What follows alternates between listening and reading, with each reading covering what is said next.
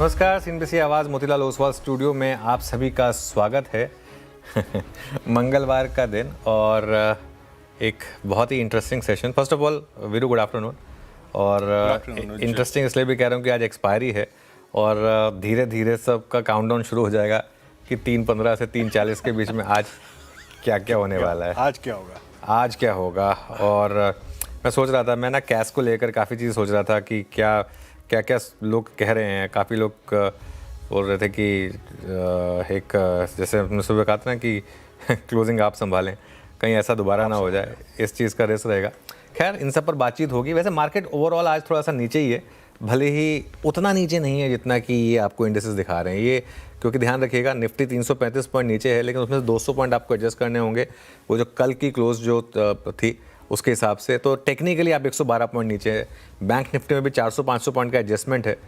Adjusted for that also market थोड़ा नीचे है। तो क्यों नीचे है, आगे क्या होगा, एक्सपायरी वाले दिन किस तरह की एक्सपायरी हो सकती है, इन सब पर बातचीत करेंगे। शुरुआत करते हैं हेडलाइंस के साथ। बाजार में एक्सपायरी और कैश कन्फ्यूजन का दबाव। निफ्टी स्पॉट करीब एडजस्टमेंट को हटाकर 100 पॉइंट नीचे। निफ्टी बैंक ऊपरी स्तरों से फिसला। एचडीएफसी बैंक फिर बना कमजोर कड़ी। मिड कैप और स्मॉल कैप में भी कमजोरी। इंडिया विक्स 3% ऊपर। कल क्रेडिट पॉलिसी से पहले रियल्टी एनबीएफसीज में सबसे ज्यादा दबाव। एफएमसीजी, आईटी, तेल गैस में भी 1% ज्यादा की गिरावट। लेकिन कैपिटल गुड्स शुरू में आज अच्छी रिकवरी और खरीदारी, करीब 1% चढ़ा सेक्टर इंडेक्सेस। एलआईसी के 31,000 करोड़ के मेगा ओएफएस को मिला अच्छा रिस्पांस। नॉन रिटेल हिस्सा करीब 70% भरा। कल रिटेल निवेशकों के लिए खुलेगा ओएफएस, शेयर करीब 8% नीचे। दूसरी तरफ खराब कमेंट्री और सीईओ के इस्तीफे के बाद यूपीएल 6% टूटा।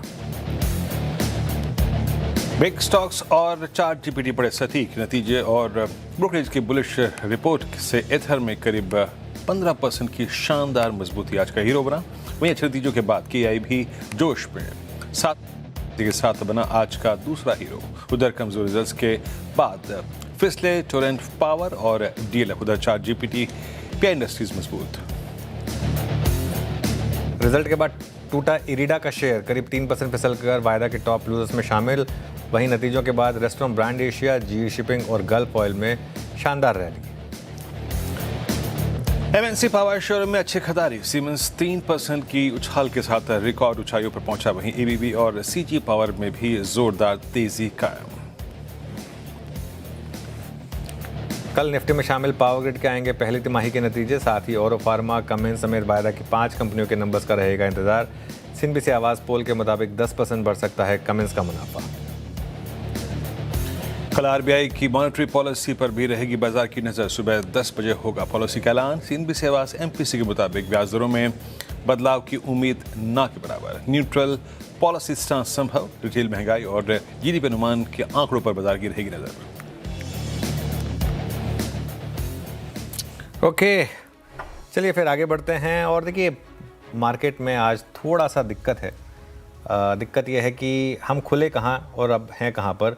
703 पर खुलने का कोई मतलब नहीं था, क्योंकि वो लॉजिक नहीं सही बैठ रहा था। लेकिन अगर आप 600 के आसपास की ओपनिंग माने, 50 पॉइंट ऊपर खुले थे हम टेक्निकली, तो 24,600 से 24,440। इसका मतलब वीरू मोटा मोटी हमने इंट्राडे में करीब 150 पॉइंट नीचे आए हैं। इसको आप इस तरीके से देखें। और थोड़ा सा एक्सपायरी फैक्टर्स आई थिंक आज मार्केट पर हावी हैं।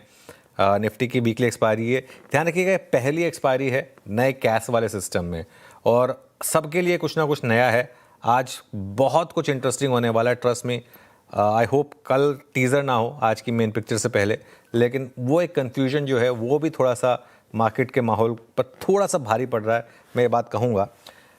हैविंग सेड दैट, बाजार उतना नहीं गिरा है जितना स्पॉट दिखा रहा है। आपको स्पॉट दिखाएगा, एक बार निफ्टी फ्यूचर रखिएगा, स्पॉट आपको दिखा रहा है करीब 328 पॉइंट। और जो हम टीजर्स में कह रहे थे कि स्पॉट देखें या फ्यूचर्स देखें, देखिए फ्यूचर आधा % गिरा है। ऐसा नहीं, मतलब फ्यूचर भी गिरा है, ऐसा नहीं कि नहीं गिरा है, लेकिन जो निफ्टी की एक्चुअल फॉल है वो करीब 120 पॉइंट है, ना कि 320 पॉइंट जो कि आपको स्पॉट दिखा रहा होगा। 200 पॉइंट बेसिकली आपको एडजस्ट करने होंगे।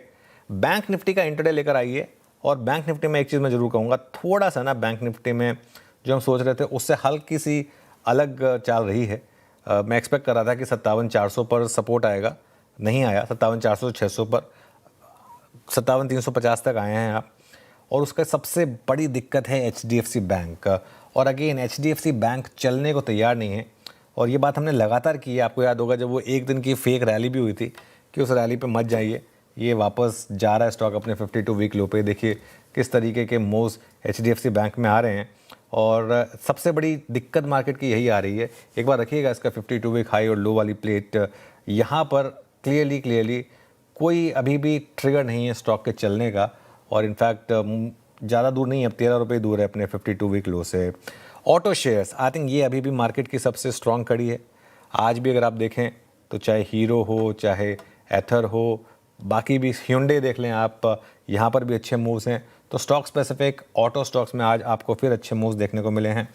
मिड और स्मॉल कैप आज काफ़ी मिक्स्ड हैं। अगर आप देखें कोई ट्रेंड नहीं है मिड कैप स्मॉल कैप में। एडवांस डिक्लाइन भी अगर आप देखें 1:1 का है। मिड कैप नीचे है, स्मॉल कैप ऊपर है, एडवांस डिक्लाइन 1:1 का है, और इंडिया बिक्स ये करीब 4% ऊपर है। एक और चीज़, आज एक्सपायरी है, पुट कॉल रेशो कोलैप्स हुआ है वीरू, जो 1.4 पर था सुबह। अब ऑब्वियसली वो आज के सारे ऑप्शन एक्सपायर हो जाएंगे, उसके बाद थोड़ा सा एडजस्टमेंट होगी, लेकिन फिलहाल के लिए जो मैं लाइव रेट देख रहा था 0.76 पर थे हम, वो थोड़ा सा आपको बता रहा है कि एक थोड़ा सा जो ओवरबॉट मार्केट थी उसमें आज थोड़ा सा एक करेक्शन आया है वीरू। बिल्कुल। अच्छा अनुज, ये बात हो गई कि बाजार की प्लेसमेंट क्या है, क्या ठीक कर रहा है, क्या ठीक नहीं कर रहा है, बट इस क्लोजिंग में क्या अप्रोच रखें? वही मतलब कैश का प्रभाव सेकेंड दिन पूरा सब स्केप्टिकल से हैं। एक कंट्रोल डिप की अगर बात होती तो शायद हम उस छोर को तो तोड़ चुके हैं, जैसे कि आपने खुद कहा बैंक निफ्टी के केस में। तो क्या करें इस क्लोजिंग को, इस कैश के उस सेशन से पहले, इस क्लोजिंग को RBI की बड़ी पॉलिसी से पहले गेस करना चाहिए क्या? कोई अटेम्प्ट करें रूट ट्रेड का, या फिर अभी अवॉइड करें एज ऑफ नाउ इस वोलेटिलिटी में? देखिए कैश को अगर आप हटा दें तो निफ्टी 0.5% नीचे है, बैंक निफ्टी 3/4 से 1% नीचे, मोटा मोटी। कैश की वजह से भाव आपको थोड़े से उल्टे पुल्टे नजर आएंगे। कल जो निफ्टी की 24,775 पर क्लोज हो गई थी, वो 24,775 की क्लोज होकर मतलब नहीं था, वो 24,550 था। उसके हिसाब से हम करीब 100-110 पॉइंट नीचे हैं निफ्टी पर। बैंक निफ्टी पर आप करीब 400 पॉइंट का अगर एडजस्टमेंट कर दें तो भी हम और करीब 400-450 पॉइंट नीचे हैं। तो टेक्निकली जैसे मैं कह रहा हूँ, जितना निफ्टी गिरा है ना, उसमें से आपको 200 पॉइंट एडजस्ट करने पड़ेंगे कि उतना प्रेशर नहीं है मार्केट पर, क्योंकि कल जितना चला टेक्निकली उसमें से 200 पॉइंट माइनस करने थे, तो आज जितना गिरा उसमें से निफ्टी में से 200 पॉइंट आप एडजस्ट करें। और बैंक निफ्टी में भी जो गिरावट है उससे करीब 400 पॉइंट जो है ना, वो आपको बेसिकली एडजस्ट करने होंगे। उसके बाद देखिए अभी भी निफ्टी जो है वो 24,350 के ऊपर ही है, और जब तक आप 24,350 के ऊपर है, मेरा मानना यह है कि जो मार्केट का ब्रेकआउट है वो इंटैक्ट माना जाएगा। हाँ, इसके नीचे अगर आप आ गए तो फिर से एक रहेगा कि वापस एक फेक ब्रेकआउट हुआ क्या। आज एक्सपायरी भी है और थोड़ा सा कैश का भ्रम मान लें, कन्फ्यूजन मान लें, जो मर्जी मान लें, है तो सही। इसको कोई इग्नोर नहीं कर सकता कि कैश का भ्रम नहीं है, मतलब ये तो है, फैक्ट है। ऐसे में पता क्या बेहतर रहेगा, अब जो मेरी जो लास्ट की 2-3 लाइनें आएंगी ना, वो सबसे क्रूशल हैं रिटेल के लिए। आप 3:15 बजे निकल जाएं अपनी ऑप्शन पोजीशन से। इस मार्केट में ना गैम्बलिंग ना करें 3:15 बजे के बाद ऑप्शन पोजीशन को लेकर, खास तौर से, क्योंकि होगा ये कि आज वाले ऑप्शंस खास कर भी, आज वाले ऑप्शंस भूल कर भी कैरी मत करें। कल वाला जैसे अगर कुछ मूव आ गया ना, वो आपको किस तरफ, जिसे कहते हैं ना, caught on the wrong foot, वो कर देगा, वो आपको पता भी नहीं चलेगा। और आज वाले ऑप्शन 3:15 के बाद रखना बहुत रिस्की होगा। चलिए क्या है, 3:15 से 3:30 फिर भी आपके पास एक 3:15 से 3:25 तक फिर भी एक अपॉर्चुनिटी होगी, लेकिन फिर भी मेरा मानना ये है कि वैसे भी एक्सपायरी वाले दिन 3:15 के बाद कोई बहुत ज़्यादा रखना वो सेफ स्ट्रैटेजी वैसे भी नहीं होती है। तो 3:15 के बाद कोई आज की ऑप्शन पोजीशंस ओपन ना रखें। लेवल्स पे आ जाता हूँ। निफ्टी पर सपोर्ट अब 24,350 से 24,400 पर है, और रेजिस्टेंस 24,550 से 24,600। ये आपके लिए ओवरऑल अप्रोच रहेगी निफ्टी पर। बैंक निफ्टी में जैसा मैं कह रहा था कि थोड़ा सा जो मामला है वो जो हम लेवल एक्सपेक्ट कर रहे थे उससे थोड़ा नीचे आ गया है, तो 57,200 57,400 ये अब आपके लिए सपोर्ट का काम करेगा, और रेजिस्टेंस रहेगी आपकी करीब 57,600 से 57,800 पर। स्टॉक स्पेसिफिक लेकिन वीरू कहाँ पर इंटरेस्टिंग मूव्स हैं? बिल्कुल अनुज, स्टॉक स्पेसिफिक में मिड कैप IT के कुछ कैंडिडेट्स अभी भी बहुत इंप्रेस कर रहे हैं, और मैं ओरेकल फाइनेंशियल्स को दिखाता अनुज 11,704 पे, 11,704 पे स्ट्रॉन्ग डे हाई पर, और अभी भी ये अटेम्प्ट कर रहा है 13 जुलाई से लेकर अब तक कि अपनी पूरे जोन को बाइसेक्ट करने के लिए। इवन अगर आप निफ्टी IT को देखें, डीलो से स्लाइट रिकवरी है, बट हालांकि उतनी मीनिंगफुल रिकवरी नहीं है, बट विद इन दैट जिसे कहते हैं ना रिलेटिव परफॉर्मेंस में ओरेकल फाइनेंशियल्स अभी भी ऊपर है आपकी स्क्रीन पे, डे हाई पर आके ट्रेड करता हुआ। पहला स्टॉक ये जो कि थोड़ा कन्विक्शन दे रहा है। उसके बाद जैसे कि हमने हेडलाइंस में पढ़ा था, सुर्खियों में पढ़ा था, एमएनसीज कैपिटल गुड्स में आज अच्छा मूव है। एक बार लेके आइएगा आपकी स्क्रीन पर जरा प्लीज़ एबीबी।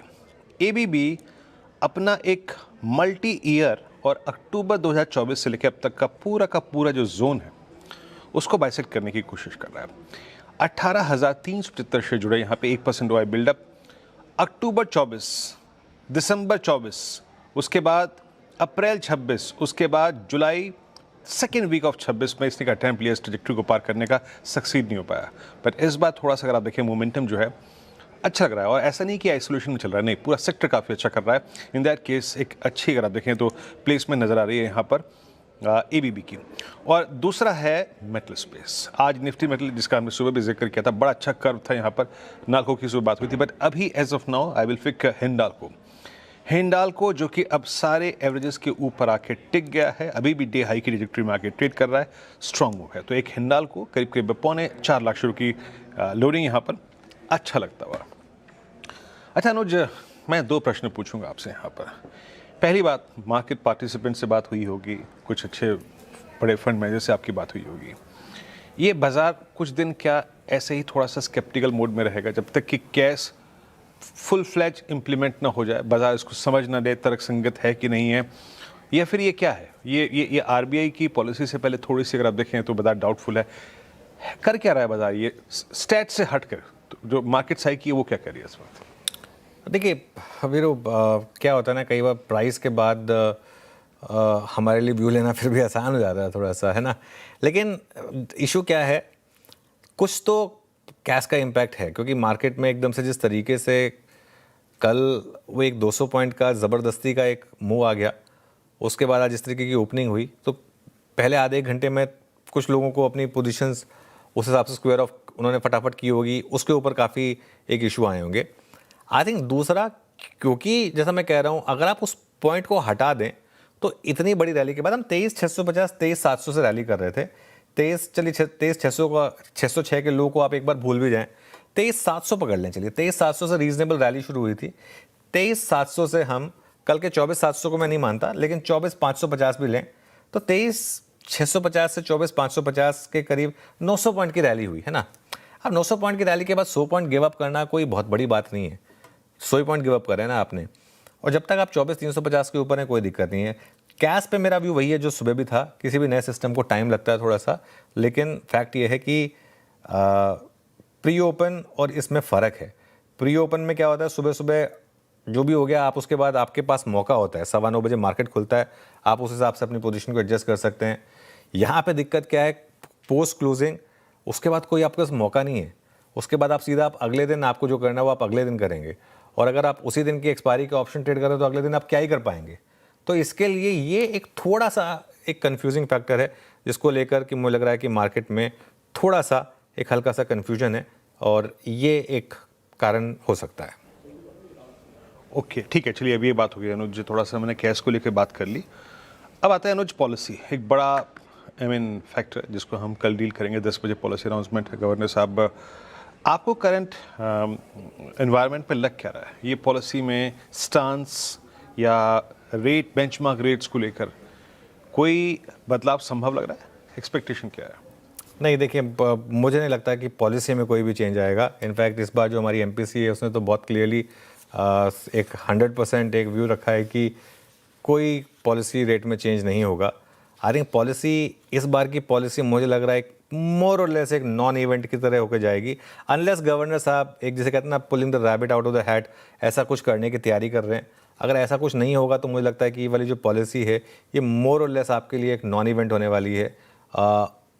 जो पिछली बार हम जब पॉलिसी में गए थे तब हम एकदम पीक वॉर में थे, अब हम आई थिंक उसके बाद उस वॉर से बाहर आ गए थे, अब हम यहाँ पर वापस थोड़ा सा एक कन्फ्यूजन वाला मामला क्रिएट हो गया है। तो अब थोड़ा सा देखना होगा कि आज किस तरीके से गवर्नर साहब बात करेंगे, लेकिन मुझे लग रहा है कि इस बार पॉलिसी में ऐसा कुछ बड़ा मुझे लगता नहीं आएगा जो मार्केट की दशा या दिशा को चेंज कर सकता है। हाँ, कुछ FCNR से रिलेटेड अगर कुछ गवर्नर साहब ने अनाउंस कर दिया, कुछ एडिशनल मेजर्स अनाउंस कर दिए करेंसी से रिलेटेड, आई थिंक वो समथिंग होता है जो नॉर्मली वैसे मॉनेटरी पॉलिसी के एम्बिट से बाहर होता है, तो उस पर थोड़ा सा कुछ इंपॉर्टेंट चीज़ें आ सकती हैं। अदरवाइज आई थिंक पॉलिसी इस बार की हो सकता है शायद एक नॉन इवेंट हो। चलिए काम करते हैं, आज के रफ्तार के घोड़े और फिसड्डी स्टॉक्स देख लेते हैं, फिर आगे बढ़ेंगे।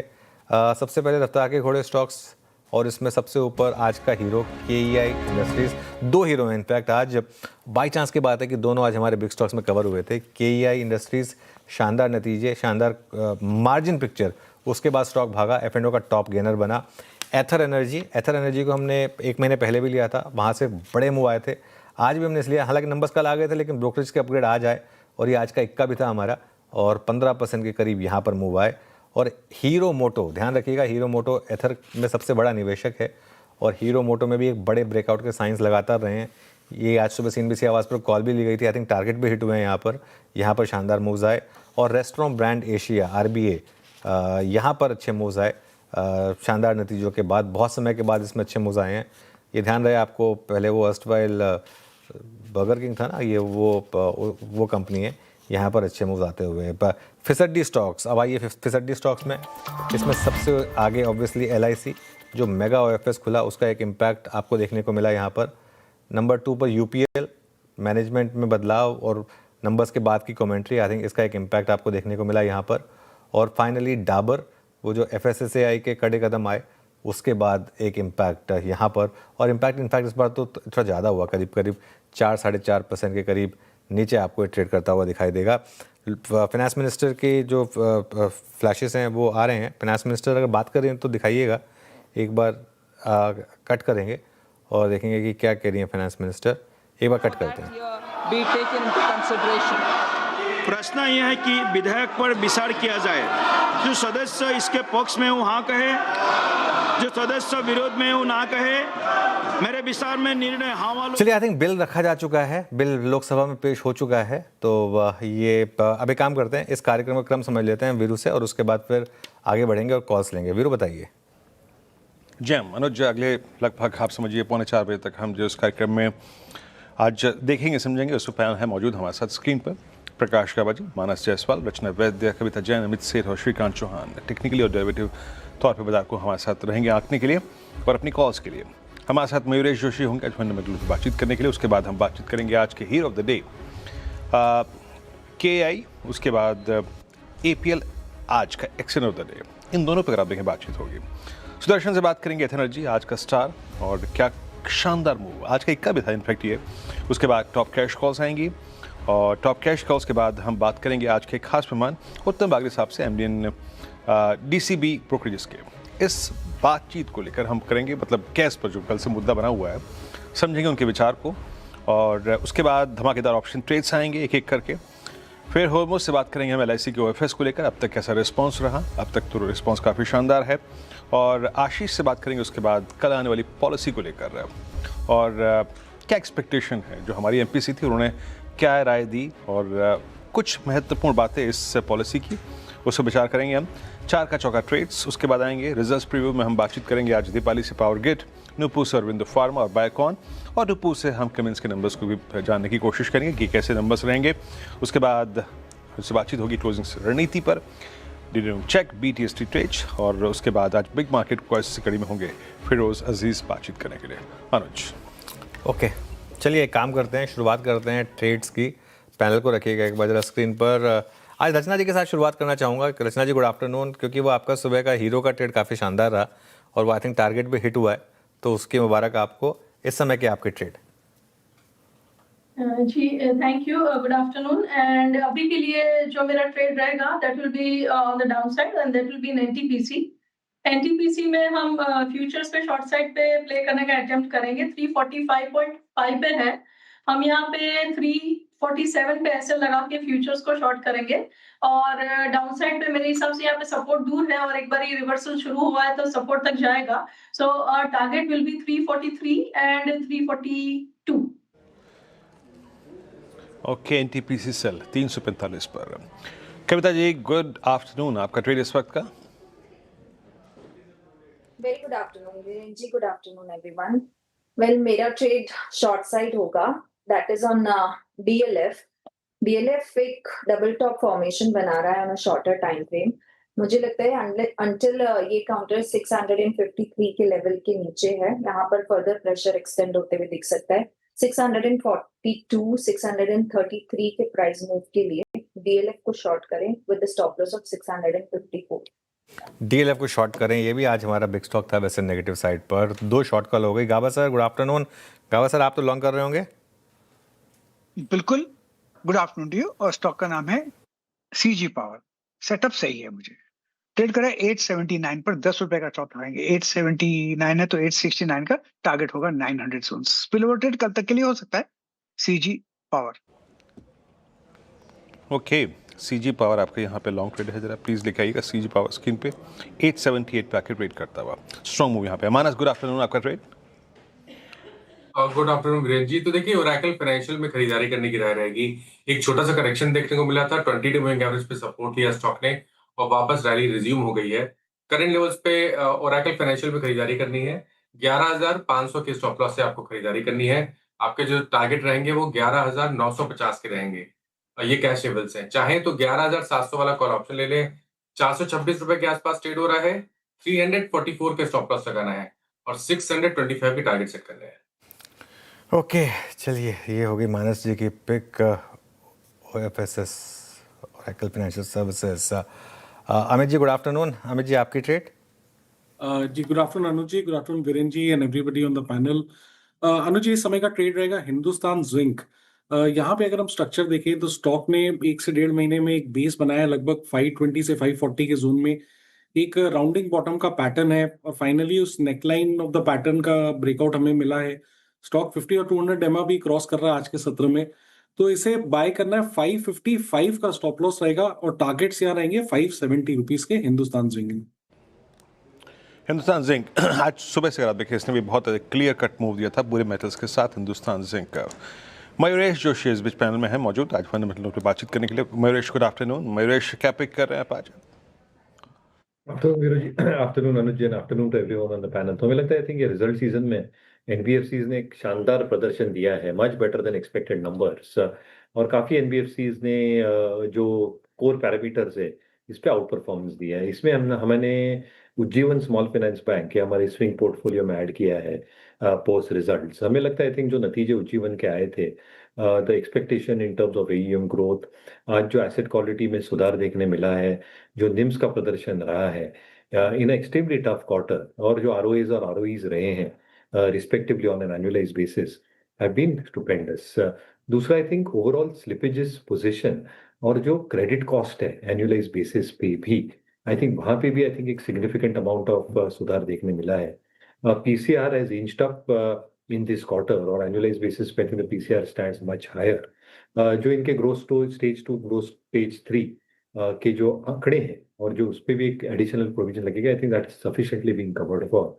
और इसलिए मुझे लगता है आई थिंक उज्जीवन ने जो नंबर्स पेश किए हैं और जैसे लैंडस्केप दिख रही है, I think the expectation largely इसका है अगले कुछ तिमाही तक नंबर्स ठीक ठाक आने की हम एक ट्रैजेक्टरी देख सकते हैं। तो उज्जीवन काफी पसंद आ रहे हैं। This is one clear position जैसे मैं डिस्क्लेमर में कह रहा हूँ हमारे स्विंग बुक्स में। चलिए ठीक है, बहुत बहुत शुक्रिया इस आइडिया के लिए। मीनवाइल पिडिलाइट के नंबर्स वापस फ्लैश करिए।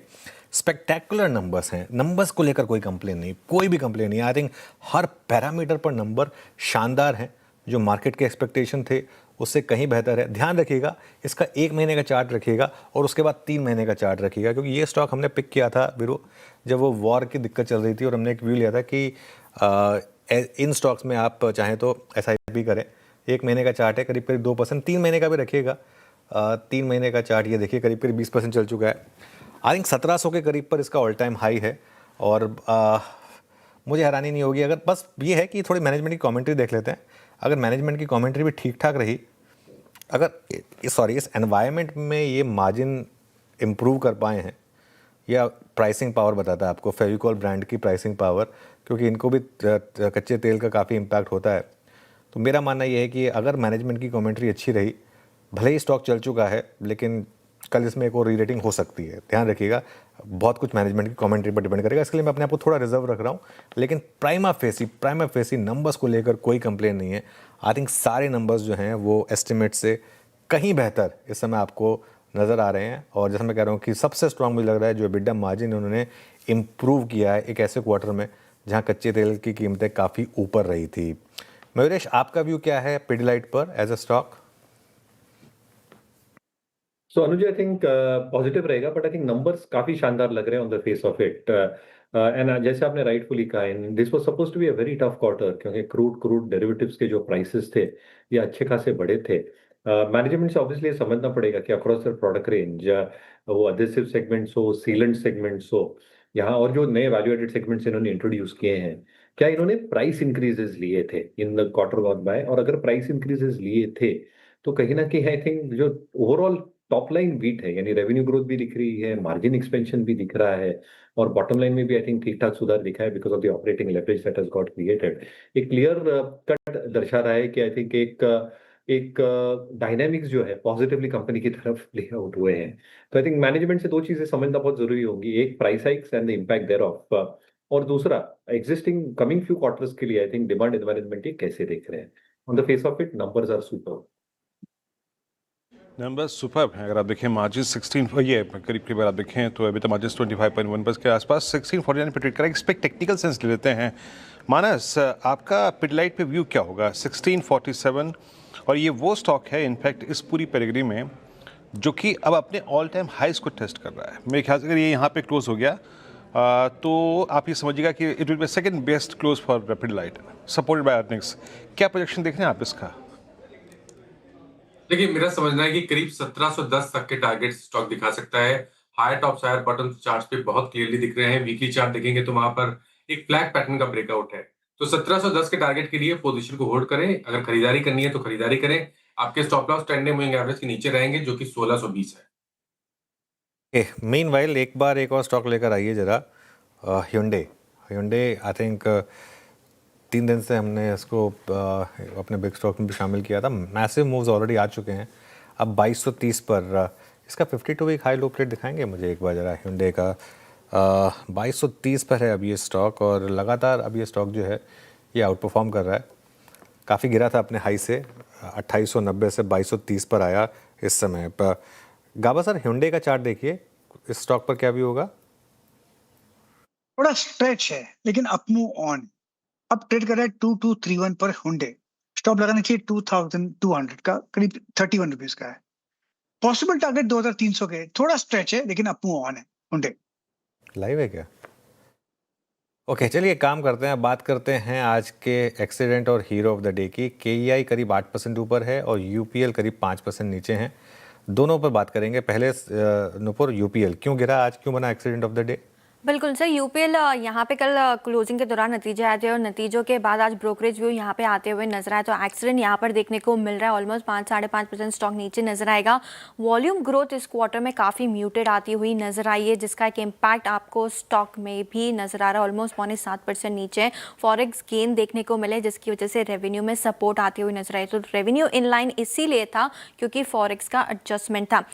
वेस्ट एशिया के जो क्राइसिस इस बार देखने को मिले उसकी वजह से इनपुट कॉस्ट बढ़ती हुई नजर आई, मार्जिन्स पर इंपैक्ट देखने को मिला, और पीक सीजन से पहले वर्किंग कैपिटल जो है वो बढ़ती हुई दिखी है, जो कि बाजार को बिल्कुल भी पसंद नहीं आ रही है। मैनेजमेंट के मुताबिक देखें तो ग्रॉस प्रॉफिट में जो मोमेंटम इस क्वार्टर में नजर आया था वो आगे चल के सस्टेन नहीं होगा, यानी कि ग्रॉस प्रॉफिट जो है वो घिरकर इस अगले क्वार्टर में आते हुए नजर आ सकते हैं। हालांकि मैनेजमेंट ने जो गाइडेंस है उसे मेंटेन रखा है, 7 से 11% रेवेन्यू ग्रोथ देखने को मिल सकती है। एबिटा की बात करें तो 10 से 14% की ग्रोथ यहाँ पर आती हुई नजर आ सकती है, लेकिन वर्किंग कैपिटल बढ़ने से कंपनी की इंटरेस्ट कॉस्ट और जो मार्जिन है उस पर इंपैक्ट आने वाले क्वार्टर्स में देखने को मिल सकता है। और इन सबसे ऊपर रीस्ट्रक्चरिंग की जो ओवरहेंग है वो भी लगातार यहाँ पर बनी हुई है। एडवेंटा का IPO सेबी का अप्रूवल मिल चुका है, लेकिन कोई टाइमलाइन नहीं है इसको लेकर। क्रॉप प्रोटेक्शन का जो कारोबार है उसकी रीस्ट्रक्चरिंग की प्रोग्रेस पर भी कोई अपडेट यहाँ पर आते हुए नहीं नजर आया। रेगुलेटरी अप्रूवल्स यहाँ पर भी पेंडिंग है, तो ये दोनों चीज़ें जो कि बाजार को पसंद नहीं आया। जेफरीज की बात करें, यहाँ पे ब्रोकरेज व्यू भी आते हुए नजर आया, जहाँ पे टारगेट प्राइस कट किया है, 715 रुपये का नया लक्ष्य, बाय की कॉल को मेंटेन रखा है। रेवेन्यूज इन लाइन है क्योंकि फॉरेक्स का एडजस्टमेंट अगर वो हटा दे तो आपको वहाँ पर भी कमजोरी नजर आएगी। एबिटा और मुनाफे की बात करें तो वो अनुमान से कमजोर आते हुए नजर आया है। वर्किंग कैपिटल इस क्वार्टर में बढ़ती हुई दिखी है।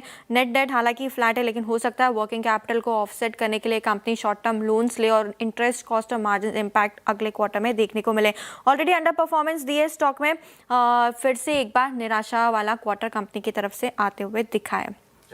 नो, पर एक काम करते हैं, अभी आते हैं आपके पास वापस, लेकिन उससे पहले एक बार जुहू चलते हैं। जी हाँ, पीवीआर आइनॉक्स ने स्मार्ट सिनेमास का एक नया फॉर्मेट लॉन्च किया है। श्रेया है वहाँ पर पीवीआर आइनॉक्स के एमडी अजय बिजली के साथ। और अगले साल अराउंड 20 और हो जाएंगे। तो ग्रोथ रफली अबाउट 30 to 40 स्क्रीन्स आप समझ लीजिए इस साल हो जाएंगी, अगले साल अराउंड 70-80 हो जाएंगी एंड फिर अराउंड 100-150 हो जाएंगी। धीरे धीरे ग्रोथ रैंप अप होगी। एट द सेम टाइम हमारी जो नॉर्मल ग्रोथ है of the main stream cinemas जो हम दिल्ली में, बॉम्बे में, अभी हमारे 2 खुलने वाले हैं हैदराबाद में, 2 चेन्नई में खुलने वाले हैं, 2 बैंगलोर में खुलने वाले हैं, वो तो चलती रहेगी। एक अलग ग्रोथ इंजन है। अच्छा, जब प्रेस कॉन्फ्रेंस के दौरान आपने एक बात कही थी, इस पर थोड़ा और मैं डिटेल में चर्चा करनी चाहूँगी। आपने कहा था कि अगर 5 साल पहले मैं ये प्रश्न पूछती आपसे कि ओटीटी को लेकर प्रेशराइज फील हो रहा है कि नहीं, आपने कहा कि अब रेलिवेंट नहीं रहा ये शायद सवाल। लेकिन क्योंकि smart cinemas tier 2 tier 3 cities को फोकस कर रहे हैं, वहाँ पर ये रेलिवेंसी होगी सर, क्योंकि घर इंटरनेट काफ़ी अच्छा है, सब कुछ अच्छा है, घर बैठे वो एक्सेस मिल रहा है, तो वहाँ के लोग बाहर क्यों जाएंगे? यहाँ पर कुछ सोचा, क्या प्लानिंग है? क्योंकि ब्रांड न्यू मूवीज़ तो घर पे नहीं देख सकते। तो जो इंडिया में इतना ज़्यादा क्रेज़ है to see a brand new movie, तो that's the biggest difference between a cinema and OTT amongst other differences. One is, अगर आपने हमारा कैंपेन देखा, फ्रेश देखो अभी देखो फ्रेश देखो, है ना, तो फ्रेश देखो, बड़ा देखो और ऊपर देखो ये तीनों चीज़ों की वजह से छोटे शहर में भी लोग जाएंगे, क्योंकि ब्रांड न्यू मूवी सिनेमा पे आ सकती हैं। और ओटीटी एक और नाम है, एक और नाम है जो होम एंटरटेनमेंट का है। सो मुझे भी काफ़ी टाइम हो गया करते हुए। पहले VHS था जब हमने शुरू किया था 1990 में, उसके बाद DVDs आई, LDs आई, सैटेलाइट का बहुत क्रेज़ था, अब OTT का है। होम एंटरटेनमेंट हमेशा रहेगी, तो मैं कभी भी नहीं बोलता कि होम एंटरटेनमेंट में कुछ खराबी है, लेकिन लोग दोनों चीज़ें करते हैं। घर पे आप खाना खाते हैं, घर पे आप जोमेटो से खाना भी मंगवाते हैं, लेकिन फिर भी बाहर जाते हैं। सेम चीज़ मूवीज़ में है, आप घर पे भी कंज्यूम कर सकते हैं, आप और बाहर भी जा सकते हैं। सो इंडियन कंज्यूमर, अभी 1 billion tickets got sold last year, और because people want to go out and watch movies on the big screen. So I think ये coexist करता है। मैं ये नहीं कहता compete, मुझे है OTT भी चलना चाहिए बहुत ज़्यादा, लेकिन ये coexistence है, ये कोई either और नहीं है। That's the point I was trying to make. तो मेट्रोपोलिटन सिटीज़ में तो ओडिसी, स्पाइडरमैन, ये सब चल जाएगा। स्मार्ट सिनेमास क्योंकि टियर 2 टियर 3 सिटीज़ को केटर करता है, तो वहाँ पर कुछ स्पेसिफिकली आपने सोचा है कि यही कुछ जॉनर्स के ही आप मूवी रिलीज करवाएंगे? और देखिए 1980 movies got release last year. Odyssey और स्पाइडरमैन तो 2 मूवीज का अपना नाम लिया बिकॉज अभी टॉपिकल है। आप भूल गए सारी इतनी पिक्चरें अभी जो हिंदी आई थी, Dhurandhar, Dhamaal 4, welcome to the jungle, I mean मैं वापस आऊँगा, कोई एंड ही नहीं है। हिंदी पिक्चरें कितनी आती हैं। लेकिन having said that, don't underestimate this small towns as well. यहाँ पर भी बहुत एस्पिरेशनल कस्टमर है, और कई हॉलीवुड मूवीज़ भी डब होकर आती हैं। अगर आप देखिए 5 या 6 लैंग्वेजेस में स्पाइडरमैन आई है, तो इसका डब्ड वर्जन भी हर जगह प्ले कर रहा है।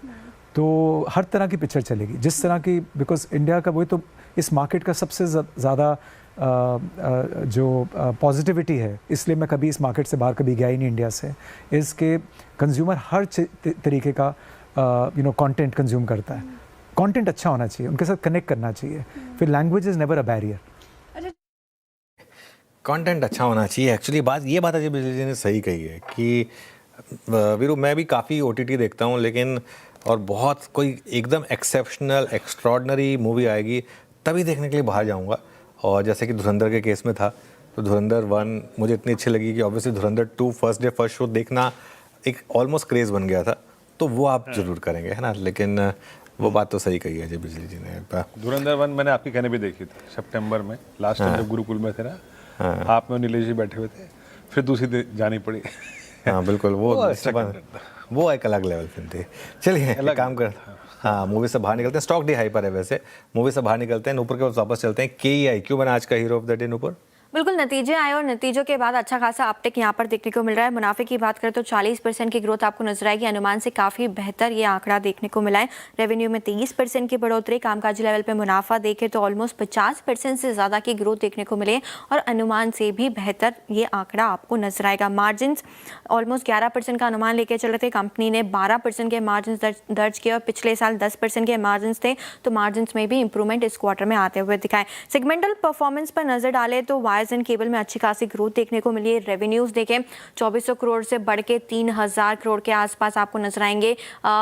PBIT देखें तो यहाँ पर भी डबल होते हुए ये ग्रोथ दिखी और मार्जिन इंप्रूवमेंट भी ऑलमोस्ट 300 बेसिस पॉइंट का यहाँ पर देखने को मिला है। कंपनी का जो दूसरा सेगमेंट है स्टील वायर्स का, यहाँ पर भी अच्छा खासा परफॉर्मेंस इस क्वार्टर में आते हुए नजर आए। मार्जिन्स भी ऑलमोस्ट 100 बेसिस पॉइंट से सुधर कर 9.2% के आसपास आपको नजर आएंगे। EPC प्रोजेक्ट्स की बात करें तो रेवेन्यू में 32% की बढ़त है, हालांकि यहाँ पर आपको अभी भी 5 करोड़ का घाटा नजर आएगा। लेकिन डोमेस्टिक एक्सपोर्ट्स में डोमेस्टिक परफॉर्मेंस काफ़ी स्ट्रॉन्ग रही है। वायर्स एंड केबल्स की 29% की स्ट्रॉन्ग ग्रोथ इस क्वार्टर में आते हुए नजर आई और एक्सपोर्ट्स की बात करें तो 7% की ग्रोथ यहाँ पर भी देखने को मिले। तो अनुमान से परफॉर्मेंस काफ़ी स्ट्रॉन्ग है हर एक सेगमेंट में और डोमेस्टिक में काफ़ी स्ट्रॉन्ग ग्रोथ रही है। ओके, चलिए शुक्रिया अनूपुर। तो ये आपके लिए इस समय एक व्यू क्यों की है इंडस्ट्रीज आज भागा 9%। एक काम करते हैं, कैश कॉल ले लेते हैं, उसके बाद आगे बढ़ेंगे। कैश कॉल लेंगे हम गाबा सर से, कविता जी से और अमित जी से। गाबा सर बताइए आपकी कैश कॉल। मेरा कैश कॉल रहेगा वही जो मैंने कल दिया था शायद, वो है अपार इंडस्ट्रीज। उसे मैं टारगेट दिया था 15,500, अब ट्रेड कर रहा है 15,336, पास में ही है। अब अपार इंडस्ट्रीज का स्टॉप लॉस लगाएंगे, बट अच्छा आप मुंह मिला है। स्टॉप लगाएंगे करीब 15,100 का और टारगेट करेंगे 16,000 का। अपार industries a safer bat. Okay, अपार इंडस्ट्रीज 15,338 पे, बाकी सौदा बड़ा है, याद रखिएगा। 15,000 रुपये का स्टॉक है। अमित जी आपकी कॉल क्या रहेगी कैश की? जी मेरी कॉल इस समय वीरेंद्र जी रहेगी किर्लोस्कर ऑयल इंजन्स। यहाँ पे हमने एक स्ट्रॉन्ग मूव देखा था और उसके बाद हम एक पुल बैक देख रहे हैं।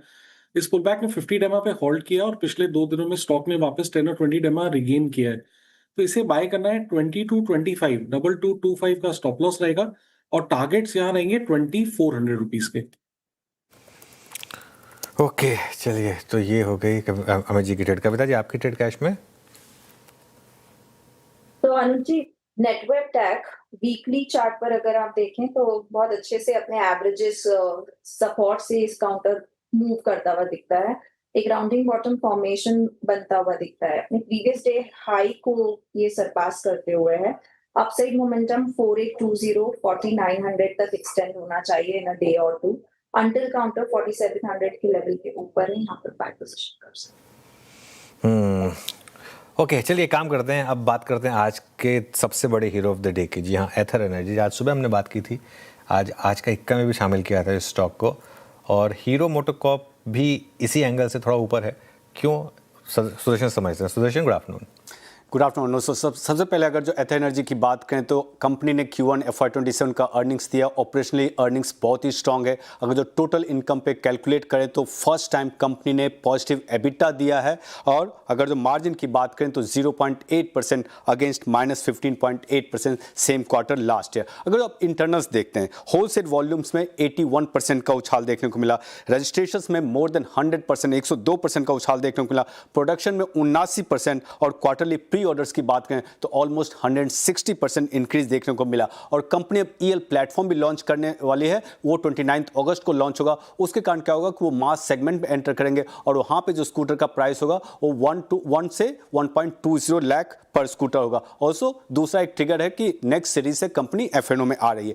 जितने ब्रोकरेजेस के कवरेज हैं सारे मेंटेन करते हैं पॉजिटिव स्टांस। अगर नोमरा की बात करें, उनका टारगेट प्राइस है 1714, CLSA की बात करें तो 1600 है, HSBC की बात करें तो वो 1450 पे पर शेयर है। अब हीरो मोटो क्यों फोकस में? तो अभी तक कंपनी ने 2400 करोड़ से ज्यादा इन्वेस्ट किया है। आपको याद होगा कि 205 करोड़ से स्टार्ट किया था, रिसेंटली उन्होंने 1000 करोड़ का इन्वेस्टमेंट किया और टोटल इन्वेस्टमेंट की बात करें तो 2400 करोड़ है और अब उनका स्टेक ऑलमोस्ट 30.7% है। अगर जो आज के प्राइस पे वैल्यू निकालें तो उसका ऑलमोस्ट 18,000 करोड़ है। ऑलमोस्ट 8 to 9 टाइम्स का रिटर्न्स हीरो मोटो को देखने को मिला है।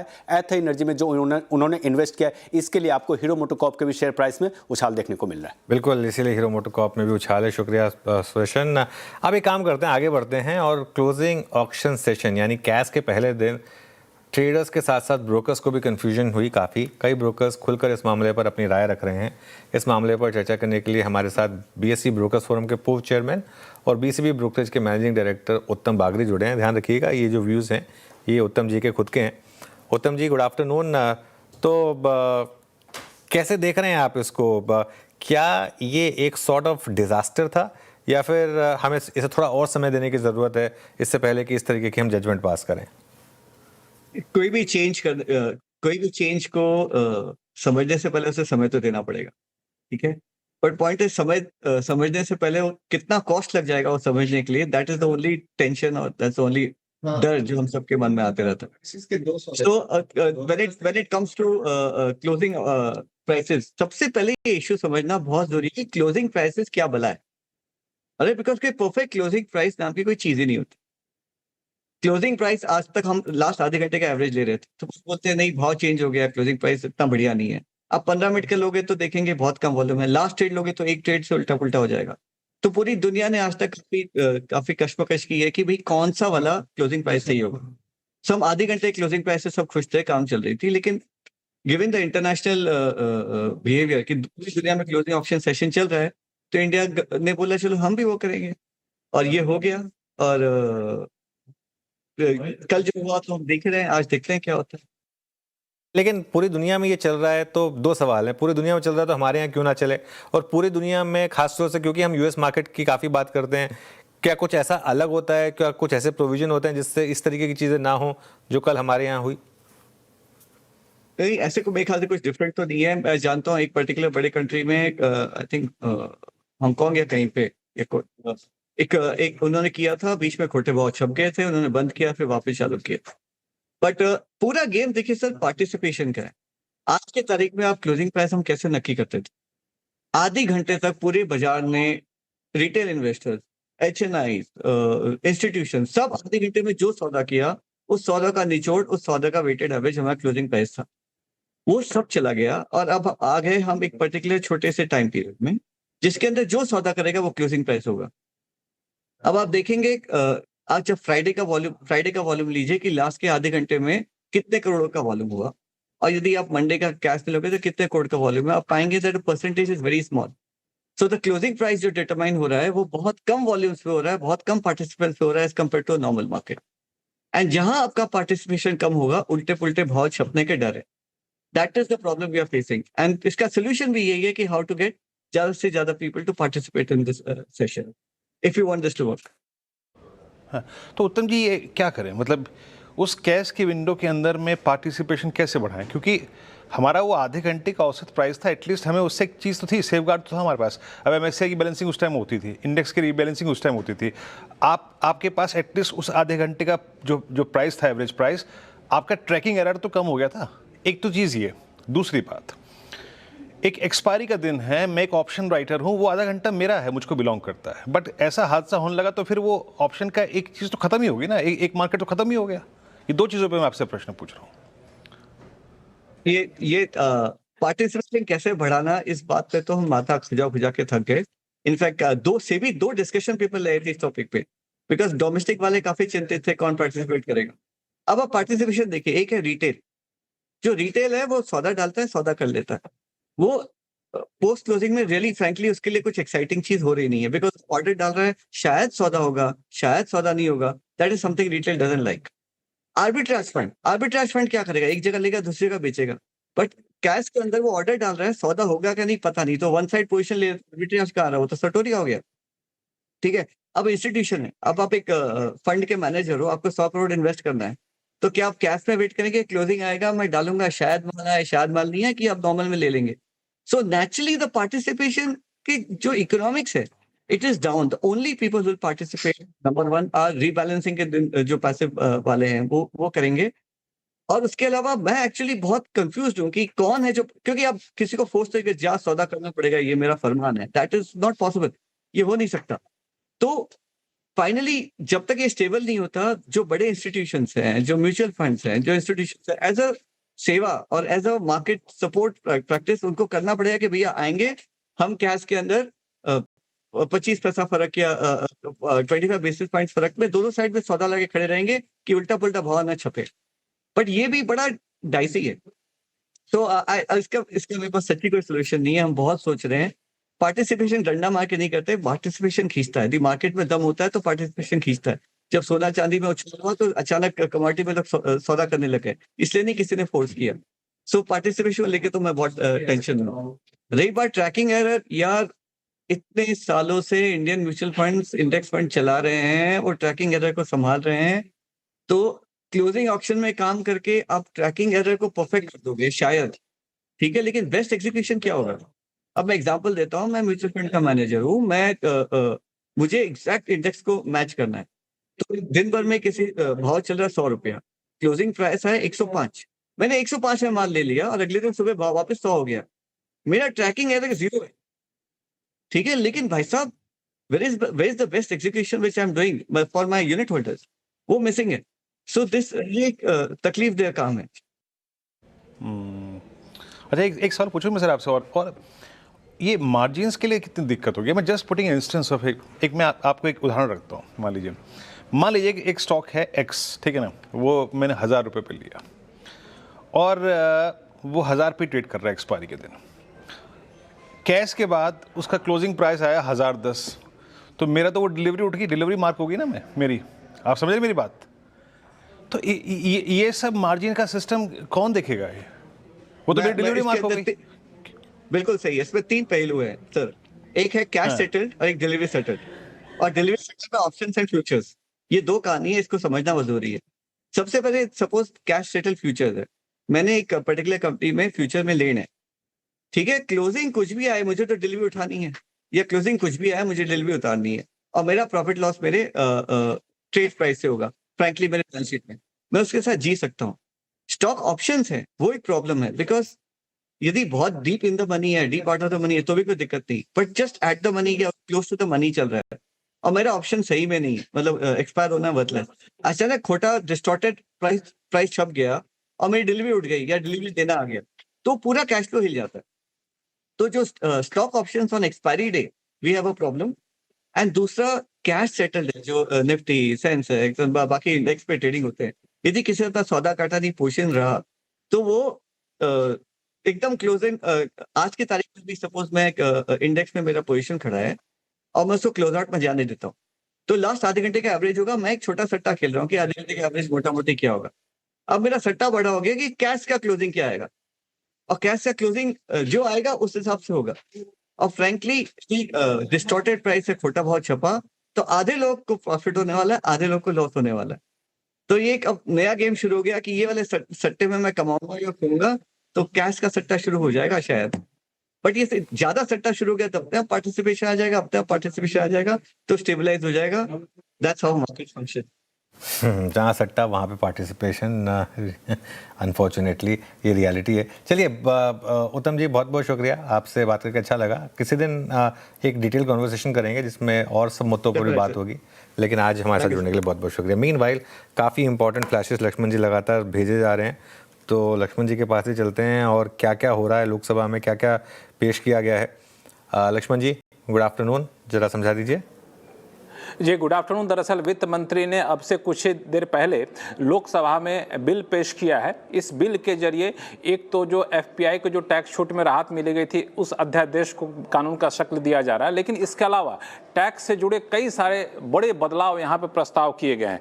मिसाल के तौर पर इस बिल में एक जो महत्वपूर्ण बात कही गई है वो ये कि ग्लोबल फंड मैनेजर जो होते हैं वो जब विदेश का फंड भारत में लाते हैं तो अब तक उनको भारत में कारोबार के तौर पर ट्रीटमेंट दिया जाता था, लेकिन अब इस बिल में इस बात का प्रावधान किया गया है कि ग्लोबल फंड मैनेजर अगर कोई फंड भारत में लाते हैं, फॉरेन फंड भारत में लाते हैं, तो भारत में कारोबार के तौर पर उसका ट्रीटमेंट नहीं होगा। इसका सीधा सा मतलब है टैक्स में एक बड़ी राहत मिलेगी, ग्लोबल फंड मैनेजर यहां पे पैसा ला सकेंगे, उनके लिए रास्ता आसान किया गया है। और सूत्र बता रहे हैं कि बहुत दिन से ऐसी डिमांड की जा रही थी, उस डिमांड को माना गया और इससे जुड़ी कई सारी शर्तों को भी आसान किया जाएगा। दूसरी महत्वपूर्ण जो छूट दी गई वो है REIT, real estate investment trust और इन्वेस्टमेंट ट्रस्ट को निवेशकों को लेकर के। यहां पे ये कहा गया है कि जब ये नए टैक्स रिजीम में जाते थे तो फिर इससे क्या होता, छोटे निवेशकों का जो टैक्स बेनिफिट मिलता था वो खत्म हो जाता था। अब ये कहा गया कि नहीं, अगर नए टैक्स रिजीम में जाएंगे ये रीट और इन्वेस्टमेंट ट्रस्ट, तब भी उनको टैक्स छूट मिलता रहेगा, निवेशकों को कोई नुकसान नहीं होगा। तो रीट और इन्वेस्टमेंट ट्रस्ट के जरिए ज्यादा पैसा आ पाएगा, इसकी बात कही गई है। तीसरी जो सबसे महत्वपूर्ण डेटा सेंटर को लेकर के, डेटा सेंटर को लेकर कहा गया है कि मंजूरी की प्रक्रिया काफ़ी ज़्यादा आसान की गई है, कई सारी शर्तें यहाँ पे जो है ख़त्म की गई है। पहले ये कहा गया था कि फॉरेन जो डेटा सेंटर है भारत में आएंगे तो ऑनरशिप भारत के लोगों का होना ज़रूरी है। अब कहा गया कि नहीं, ऑनरशिप ज़रूरी नहीं है, लीज मॉडल पर भी आप इसे चला सकते हैं। ऑनरशिप की शर्तें खत्म कर देगी। ग्लोबल क्राउड कंपनियों के लिए भारत में निवेश को बड़ा बढ़ावा मिलेगा। ये कुछ शर्तों के साथ बिल में प्रस्ताव रखा गया है और बहुत जल्द इस बिल को जो है पारित होते ही एक कानून की शक्ल ले लेगा। ओके, ठीक है लक्ष्मण जी, बहुत बहुत शुक्रिया आपका इस पूरी बातचीत के लिए। तो अगर आप देखें जल्द ही अगर आप देखें कानून की शक्ल लेगा, सारे प्रावधान जो है इसमें अभी जो समझाया लक्ष्मण जी ने, इसमें हम एक बार फिर से लौटेंगे, बात एक बार फिर से करेंगे, लेकिन as of now Shrikant Chauhan Kotak secure से जुड़ चुके हैं। श्रीकांत नमस्कार, कार्यक्रम में स्वागत है। श्रीकांत, आपका ट्रेड इस वक्त था, क्या पिक कर रहे हैं आप? Good afternoon Virendra, good afternoon Anuj ji and everyone. तो देखिए करंट लेवल्स पे तो मुझे लग रहा है कि मार्केट में जो एक्टिविटी अभी बन रही है वो मेटल स्टॉक्स में बन रही है और यहाँ पे तेजी हमें स्टील अथॉरिटी, हिंडाल्को, नाल्को जैसे स्टॉक्स में दिखाई दे रही है। करंट लेवल से मुझे लगता है कि हिंडाल्को ये स्टॉक करंट लेवल से भी खरीदना चाहिए। इसमें अच्छा एक राउंडिंग बॉटम जैसा फॉर्मेशन बन रहा है और ग्रेजुअली मुझे लगता है कि ये 1050 तक भी आ सकता है, but with a very short term view at least 1025 के टारगेट्स के लिए और 1030 के टारगेट के लिए करंट लेवल से खरीदना चाहिए। स्टॉप लॉस हमें यहाँ पे रखना है 1002 रुपए का। तो करंट लेवल से हिंडाल्को खरीदने की राय रहेगी। करंट लेवल से हिंडाल्को खरीदने की राय रहेगी श्रीकांत जी की तरफ से। चलिए धमाकेदार ऑप्शन लेंगे, अब हम धमाकेदार ऑप्शन लेंगे हम रचना जी से, अमित जी से, मानस जी से। रचना जी आप बताइए। जी धमाकेदार ऑप्शंस के लिए हम एनटीपीसी को ही फिर से चुनेंगे और हम यहाँ पे पी बाय करेंगे विच विल बी ऑफ 345, जो कि करीब करीब 6.7 पे ट्रेड कर रहा है। हम इसमें ऐसे लगाएंगे 5.7 पे 1 रुपी का और हमारा इसमें टारगेट रहेगा 9 तक का। के एनटीपीसी। चलिए अब बात करते हैं मानस से। मानस, आपका ट्रेड? और देखिए नैल्को पे खरीदारी करने की राय रहेगी, इसके ऑप्शन में खरीदारी करेंगे। कल ही स्टॉक ने 100 मूविंग एवरेज को रिगेन किया था और जिस तरह की रैली देखने को मिल रही है, मेरे ख्याल से 405 रुपए तक के टारगेट देखने को मिल सकते हैं। तो 380 वाला कॉल ऑप्शन जो 12 रुपए के आसपास ट्रेड हो रहा है उसमें खरीदारी करेंगे। आपके स्टॉप लॉसेस 9 रुपए के नीचे रहेंगे और टारगेट 18 रुपए के रहेंगे। चलिए आप चलते हैं अमित जी के पास। अमित जी बताइए आपका ट्रेड। जी अनुज जी, मैंने अभी कुछ देरी पहले हिंदुस्तान जिंक रिकमेंड किया था तो उसी का कॉल ऑप्शन दूंगा। यहाँ पे मोमेंटम अच्छा लग रहा है। 560 का कॉल ऑप्शन ट्रेड कर रहा है 16 रुपीज पे। स्टॉप लॉस हमारा रहेगा 12 रुपीज का और टारगेट्स रहेंगे लगभग 24 के। ओके चलिए ट्रेड्स पूरी हुई तो ये आपके लिए अपडेट्स। पिडिलाइट लेकर आइए एक बार जरा, थोड़ी सी प्रॉफिट बुकिंग आ रही है यहाँ पर। जो कमेंट्री आई है वो ये कह रही है कि थोड़े से मतलब जो कमेंट्री मोर लेस पॉजिटिव है, लेकिन ये भी कह रहे हैं कि थोड़े से जो ग्लोबल चैलेंजेस हैं उसके एनवायरनमेंट में भी हमारी ग्रोथ रेजिलिएंट रही है। इनकी कॉल कल होगी एक्चुअली 4 बजे, तो इंटरेस्टिंग होगा। लेकिन जो थोड़ी सी अपटेक आई थी वहाँ पे थोड़ी सी वापस एक प्रॉफिट बुकिंग आई है, थोड़ा सा इस पर नज़र रखेंगे पिडिलाइट पर। इसके अलावा और क्या स्टॉक इंटरेस्टिंग है? थोड़ा मार्केट में रिकवरी है लोअर लेवल से, लेकिन आज का हीरो क्लियरली KEI इंडस्ट्रीज़ अब 9% ऊपर हो चुका है। जी हाँ, और वीरो आज सुबह जब हमने इसको बिग स्टॉक्स में लिया था ना, हैंड ऑन हार्ट मतलब मुझे ये आइडिया नहीं था कि ये 9-10% भागेगा। ग्रोथ ये लिया था हमने कि अच्छा है, नंबर अच्छे हैं, स्टॉक चलेगा आज का, लेकिन इतने बड़ी ग्रोथ आ जाएगी, मतलब इतना बड़ा स्टॉक में मूव आ जाएगा, आई थिंक ये थोड़ा सा तब सुबह नहीं सोचा था। लेकिन मार्केट है एक इंटरेस्टिंग है, जो रिएक्शंस आ रहे हैं वो काफ़ी आउटसाइड आ रहे हैं मार्केट में, दोनों तरफ के रिएक्शंस इनफैक्ट। बिल्कुल अच्छे अर्निंग्स वगैरह आप देखें, रिएक्शन से बहुत स्ट्रॉन्ग है। आज सुबह अगर आप देखें अच्छी तरीके से समझाया गया था इस बात को, इसके नंबर्स को। एंड 5475 पे Mayuresh KEI industries, I mean इस स्पेस का अगर आप देखें मतलब बेस्ट इन क्लास है ना, और ऑलमोस्ट अपने इट्स ए वेल्थ क्रिएटर। इसने पिछले अगर आप 6 साल में देखें बड़ी अच्छी वेल्थ क्रिएट करके दी है। एक बड़ा डेटा सेंटर एडवांटेज भी इनके पास है ना। आपकी राय क्या है KEI इंडस्ट्रीज पर? शानदार नंबर्स थे, तो आई थिंक जो ग्रोथ आई है स्पेसिफिकली वायर और केबल सेगमेंट में, which is their biggest driver in terms of revenue और contribution, has grown quite significantly. EBITDA margins काफी शानदार है, better than what the street was expecting, और उन्होंने इनफैक्ट गाइडेंस बढ़ाया है ये वित्त वर्ष के लिए। तो कहीं ना कहीं आई थिंक जो एग्जीक्यूशन है, जो ऑर्डर बुक है, आज लगभग 4,600 या 4,700 करोड़ के आसपास ऑर्डर बुक पे बैठे हैं। प्लस एक्सपेक्टेशन ये है कि more orders will come their way, and if they're executing well जैसे कर रहे हैं in the past few quarters, तो कहीं ना कहीं आई थिंक जो नंबर्स रहेंगे specifically I think absolute EBITDA front पे और बॉटम लाइन ग्रोथ काफी शानदार रहेंगे। तो आई थिंक जो हम रेटिंग रैंकिंग देते हैं मार्केट्स विद इंडिया में, इस पे और प्लेसमेंट काफी अच्छी लग रही है। तो जिनके पास ये स्टॉक है बिल्कुल बने रहिए, जिनके पास है बिल्कुल बने रहिए। और आज के रात देखिए बिग स्टॉक्स में इसका बिल्कुल सटीक आकलन हुआ था, डे एट डे हाई पे ट्रेड कर रहा है। अच्छा, लौटते हैं कुछ नॉट एग्जैक्टली BTS ट्रेड, लेकिन कुछ ट्रेड्स जिनको अगर आप शायद एक दिन के लिए कमिटमेंट के साथ रख सकते हैं। माना ऑटो बास्केट में जरा यूनो मिंडा की प्लेसमेंट देखिए, 1230, और आज ये ऑलमोस्ट उस सप्लाई जोन को पार कर रहा है जो कि पूरे 26 का सबसे बड़ा सप्लाई जोन है, वो जो करीब करीब जनवरी 26 से लेकर फरवरी 26 के बीच का है। आपको क्या लग रहा है, प्लेस्ड है क्या किसी बड़े मूव के लिए? देखिए, डेफिनेटली यहाँ पर आप उम्मीद कर सकते हैं कि 1380 रुपए तक के प्राइस स्टॉक दिखा सकता है। एक बड़ी रैली करंट लेवल से देखने को मिल सकती है, लेकिन ट्रेडिंग करने की राय नहीं रहेगी। मेरे ख्याल से एक डीप स्टॉप लॉस के साथ पोजीशन बना के रखें, 2 से 3 मंथ का टाइम फ्रेम रखें, तो आप टारगेट बड़े सेट कर सकते हैं 1380 रुपए के। और आपको जो स्टॉप लॉस लगाना है वो 20 डे मूविंग एवरेज के नीचे लगाना है। 1150 के नीचे स्टॉप लॉस लगा के पोजीशन बनाई जा सकती है 1380 रुपए के टारगेट के लिए। टाइम फ्रेम आपको करीब 5 से 8 हफ्ते के हिसाब से रख के चलना है। ओके, चलिए अब आगे बढ़ते हैं और बात करते हैं आज के ऑफर फॉर सेल की। आज नॉन रिटेल के लिए LIC का ऑफर फॉर सेल खुला है। 6% से ज़्यादा का दबाव है। ग्रीन शू ऑप्शन भी सरकार यूज़ करने जा रही है। कुल मिलाकर 31,000 करोड़ रुपए जुटाने की योजना है। हॉर्मास के पास चलते हैं, जानते हैं कि 2026 में अब तक कितना विनिवेश हुआ है और आगे और क्या क्या हो सकता है। और मत बताइए। गुड आफ्टरनून अनुज। तो मिशन मोड में है सरकार इस वक्त। तो विनिवेश की प्रक्रिया को अगर आप देखें तो, और आज एक लॉन्ग अवेटेड OFS आप कह सकते हैं LIC का, जो आज नॉन रिटेल के लिए खुला है और पूरी तरह से सब्सक्राइब भी हो चुका है पहले ही दिन। जो IPO में उन्होंने 3.5% हिस्सा बेचा था 2022 में, उसके बाद जो है 96% का हिस्सा बचा था। अब अगर पूरी तरह से ग्रीन शू ऑप्शन भी सब्सक्राइब हो जाता है तो 6.5% हिस्सा सरकार जो है बेचने जा रही है, और पूरी तरह से सब्सक्रिप्शन के बाद जो है ये 31,000 रुपए जुटा सकती है इस OFS के जरिए। लेकिन LIC इकलौती ऐसी कंपनी नहीं है जहां पर यह विनिवेश की प्रक्रिया चल रही है। इस साल काफी सारी कंपनियां आई है जिसमें विनिवेश की प्रक्रिया हुई है और सरकार ने जो है फंड्स जुटाए हैं। कोल इंडिया से 5,500 करोड़, BHEL से 4.5, NHPC से लगभग 4,500 करोड़, GIC से भी लगभग 3,000 करोड़ रुपए जो है जुटाए थे। काफी सारी और कंपनियां भी थी, IRFC थी, NLC इंडिया थी, और ऐसी कंपनियों से भी 1,000 से लेकर 2,000 करोड़ रुपए जो है सरकार ने विनिवेश की प्रक्रिया से जुटाए हैं। सेंट्रल बैंक ऑफ इंडिया भी एक नाम आता है इसमें।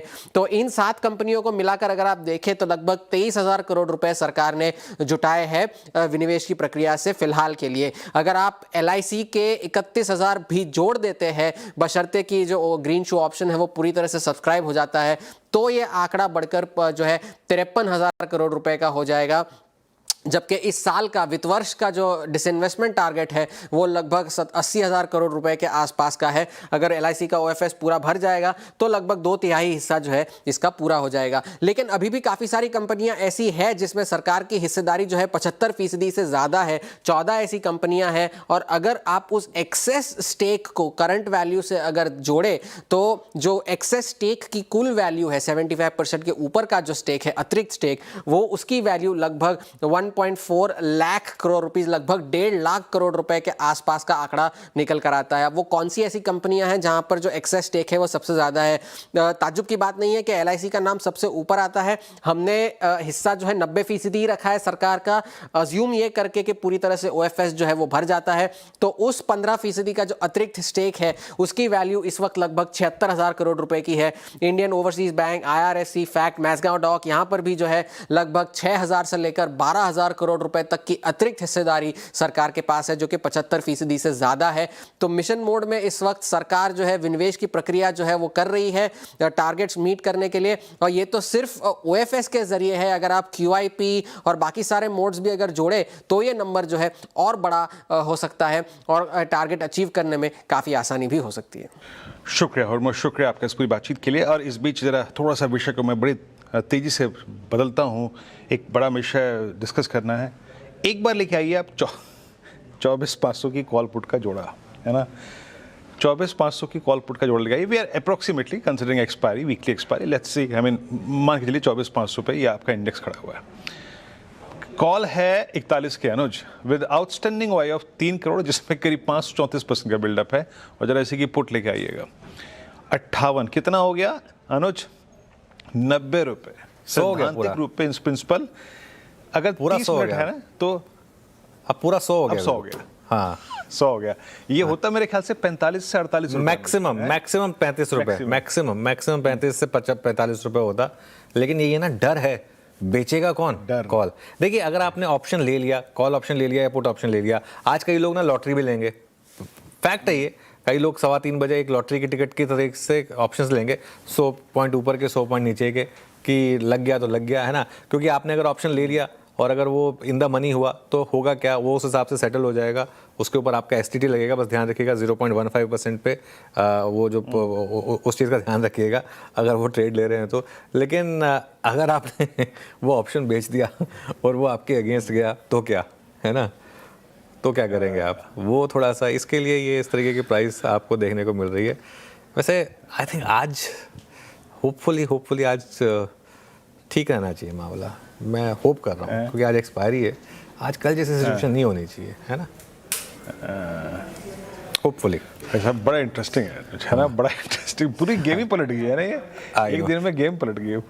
चलिए एक काम करते हैं 4 का चौका ले लेते हैं। वाकई में फैसिनेटिंग है। देखिए इतने मार्केट में ना रोज कुछ ना हर समय कुछ ना कुछ नया सीखने को मिलता ही रहता है ना। अभी ये नया सीखने को मिल गया कि एक्सपायरी से पहले 3 मिनट पहले 3 बजे से एक स्टैडल का रेट 100 रुपये भी हो सकता है एट द मनी का।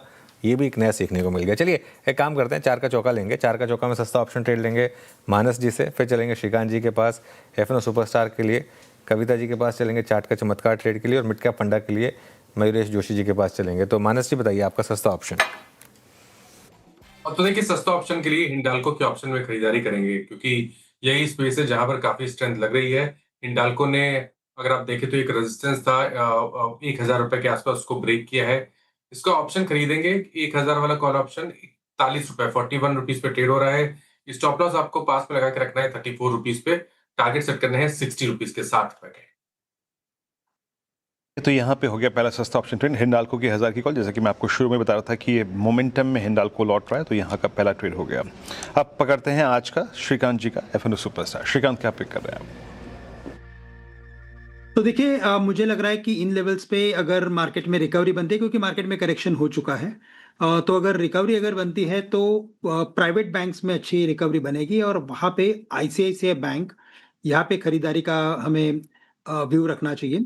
1440 1442 के करीब ट्रेड कर रहा है। यहाँ से तेजी बनती है तो ये स्टॉक वापस से एक बार 1470 तक आ सकता है, और जो स्टॉप लॉस है वो नियर बाय का है 1430 का हमें स्टॉप लॉस रखना है, और टारगेट रखना है हमें 1470 का।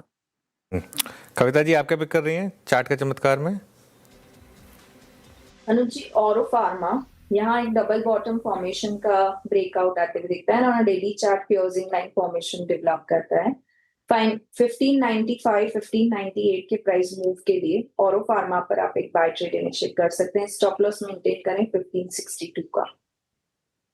ओके, अरविंदो फार्मा 1577 पे कविता जी का ट्रेड हो गया यहाँ पर। और अब पकड़ते हैं मिड कैप फंडा। मयूरेश जी क्या पिक कर रहे हैं आप? आई थिंक चोला फाइनेंस हमें काफी अच्छा लग रहा है मार्केट में। इंडिया में AUM ग्रोथ काफी बढ़िया रही है। चोला फाइनेंस की 22% AUM ग्रोथ बढ़ी है। एसेट क्वालिटी ठीक ठाक रहा है, बट आई थिंक जो एक सिग्निफिकेंट सुधार देखने मिला है वो है ROAs और ROEs में। On year on year comparison ROAs 3.1% से 3.8 3.9% हुए हैं, and ROEs have probably expanded almost two 12.5-13%। तो कहीं ना कहीं आई थिंक जब हम एक्सपेक्ट करते हैं कि जो एक स्ट्रॉन्ग अर्निंग्स मोमेंटम रह सकता है, और व्हीकल फाइनेंस जो एक बड़ा बैकबोन है चोला फाइनेंस के लिए, वहाँ पे जो फ्रेट और कमर्शियल ट्रैफिक में जो इंप्रूवमेंट आ सकती है अगले कुछ तिमाहियों तक, वो एक सिग्निफिकेंट बूस्ट दे सकती है ओवरऑल नंबर्स को लेके। Loan against property, home finance, I think these are segments which should keep on continuing doing well in my opinion. और इसलिए आई थिंक जो एक निम का एक्सपेंशन देखने मिला है from 7.8 to 8.2% on year basis, और improvement in asset quality, plus I think you grow stage 2 or grow stage 3 assets on an absolute basis. वहां पे अगर हम देखें कि जो एक सकारात्मक रूप से आई थिंक एक एब्सोल्यूट नंबर जो घटते जा सकता है वो क्रेडिट कॉस्ट को और स्लिपेजेस को नीचे ला सकता है। तो हमें लगता है चोला इन्वेस्टमेंट रेटिंग और रैंकिंग को देखते हैं मार्केट से निर्णय बहुत अच्छे विकल्प हो सकते हैं। ओके चलो, अगर आप देखें आप यहाँ पर बाय कॉल है। एक बार जरा प्लीज़ चारों के चारों स्टॉक्स रखे आइए स्क्रीन पर। पहला ट्रेड पिक किया हमने सस्ता ऑप्शन ट्रेड और वो ट्रेड आया मानस जी की तरफ से, और सस्ता ऑप्शन था क्या, हिंडाल्को की कॉल। 1000 की स्ट्राइक आपको पिक करनी है यहाँ पर पहला ट्रेड ऑप्शन में, और ये रही करीब 60 का लक्ष्य यहाँ पर है। श्रीकांत चौहान जिन्हें आज का एफएनओ सुपरस्टार पिक किया ICICI बैंक फ्यूचर्स, यहाँ पे बाय ट्रेड है 1470 का टारगेट यहाँ पर। कविता जी ने पिक किया 4 का चमत्कार, ट्रेड रहा इनका आज अरविंदो फार्मा, और चूड़ा यहाँ पे आज मयूरेश जी का मिड कैप फंड रहा। चलिए अब एक काम करते हैं, चलते हैं अनुज के पास आज की रणनीति के लिए। अनुज, इट्स 24457, क्या अप्रोच रखेंगे आप कल के लिए भी, प्लस अभी आधे घंटे का सेशन बाकी है, क्या करें अनुज यहाँ पर? बिल्कुल, देखिए नॉर्मली हम ये 3-10 पे लेते हैं, अब वो हमको थोड़ा चेंज करना पड़ रहा है, लेकिन मैं एक यहाँ पे व्यू ले रहा हूँ वीरू, अगले कुछ दिन तक ना हम कल की स्ट्रैटेजी नहीं लेंगे। कल की स्ट्रैटेजी हम अगले कुछ दिन तक नहीं लेंगे, क्लोजिंग स्ट्रैटेजी, क्योंकि जब तक ये कैश का कन्फ्यूजन ना क्लियर हो जाए तब तक मेरा व्यू ये है कि हमें इस गैमलिंग में नहीं पड़ना है, और इसके लिए इससे हमें दूर रहना है। और इसके लिए एक जो मेरा व्यू है कि 3:15 बजे आप अपनी सारी पोजीशंस को वैसे ही स्क्वायर ऑफ कर दीजिए, और क्या हो जाएगा, है ना। अनलेस एंड अनटिल आप देखिए एक पोजिशनल लॉन्ग या पोजिशनल शॉर्ट में हैं जिसको आप कैरी कर रहे हैं, वो अलग बात है, वो स्टॉक स्पेसिफिक अगर आप पोजिशन कैरी कर रहे हैं उनका इससे कुछ फ़र्क नहीं पड़ता। लेकिन क्योंकि ज़्यादातर जो हमारे व्यूअर्स हैं ना वो या तो डे ट्रेडर्स होते हैं या मैक्सिमम BTST ट्रेडर्स होते हैं ज़्यादातर, तो उनके लिए इस समय कोई भी पोजिशन कैरी करना थोड़ा सा रिस्की है। जब तक ये मामला सेटल नहीं होगा तब तक कुछ दिनों तक हम एक व्यू ले रहे हैं यहाँ पर कि हम क्लोजिंग स्ट्रैटेजी अवॉइड करेंगे। आज और कल और देख लेते हैं ये कैश वाला जो मामला है किस तरफ बैठ रहा है। जल्दबाजी नहीं है कोई, सेटल हो जाए मामला सब कुछ, उसके बाद फिर स्ट्रैटेजी वो तो लेंगे ही, लेकिन अभी जब तक ये कन्फ्यूजन ना क्लियर हो तब तक इससे हम थोड़ा सा बच रहे हैं। वैसे ऑनेस्टली स्पीकिंग जिस लेवल पर मार्केट बंद हो रहा है उस लेवल पर वैसे भी थोड़ा सा रिस्की है, क्योंकि आप 24,450 पर बंद हो रहे हैं। देखिए प्रोवाइडेड कैश वाला कन्फ्यूजन ना हो, अभी का जो रेट है वो 24,450 का है, ऐसे में 24,350 आपके लिए सबसे इंपॉर्टेंट लेवल है डाउन साइड पर। तो ठीक है, आई थिंक एक दिन और देंगे और उसके बाद देखेंगे, कल से देखते हैं कि क्लोजिंग स्ट्रैटेजी की सेंस बनेगी या नहीं बनेगी। अभी के लिए नहीं ले रहे हैं। चलिए एक काम करते हैं, अब बात करते हैं कल के सबसे बड़े इवेंट की। जी हाँ, कल आ रही है RBI की मॉनेटरी पॉलिसी, और आशीष से जानेंगे कि हम क्या एक्सपेक्ट कर सकते हैं। आशीष बताइए। बिल्कुल ठीक, अपने MPC मेंबर्स से 6 सवाल पूछे थे ये समझने के लिए क्या हो सकता है कल।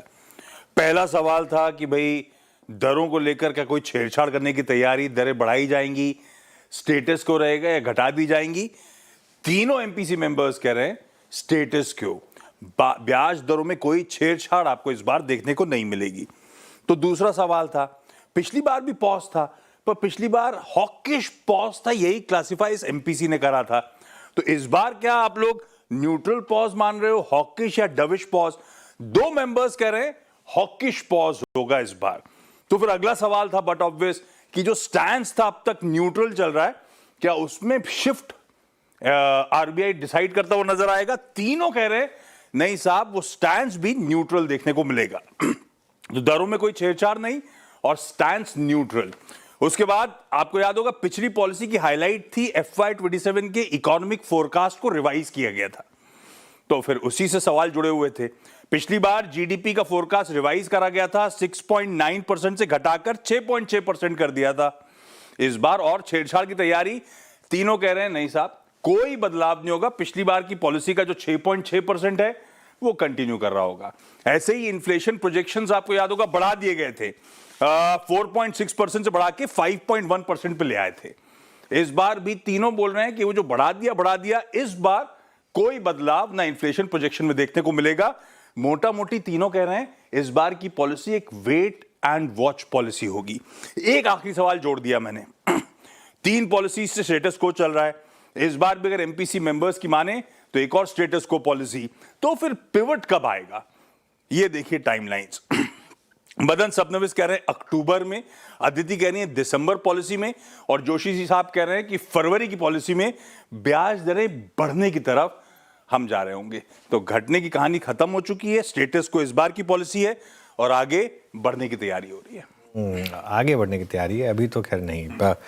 चलिए अब आगे बढ़ते हैं और BTST और एसटीबीटी ट्रेड्स लेना शुरू करते हैं। गाबा सर, आप शुरुआत करें। वेल, मेरे हिसाब से Hindustan zinc is okay.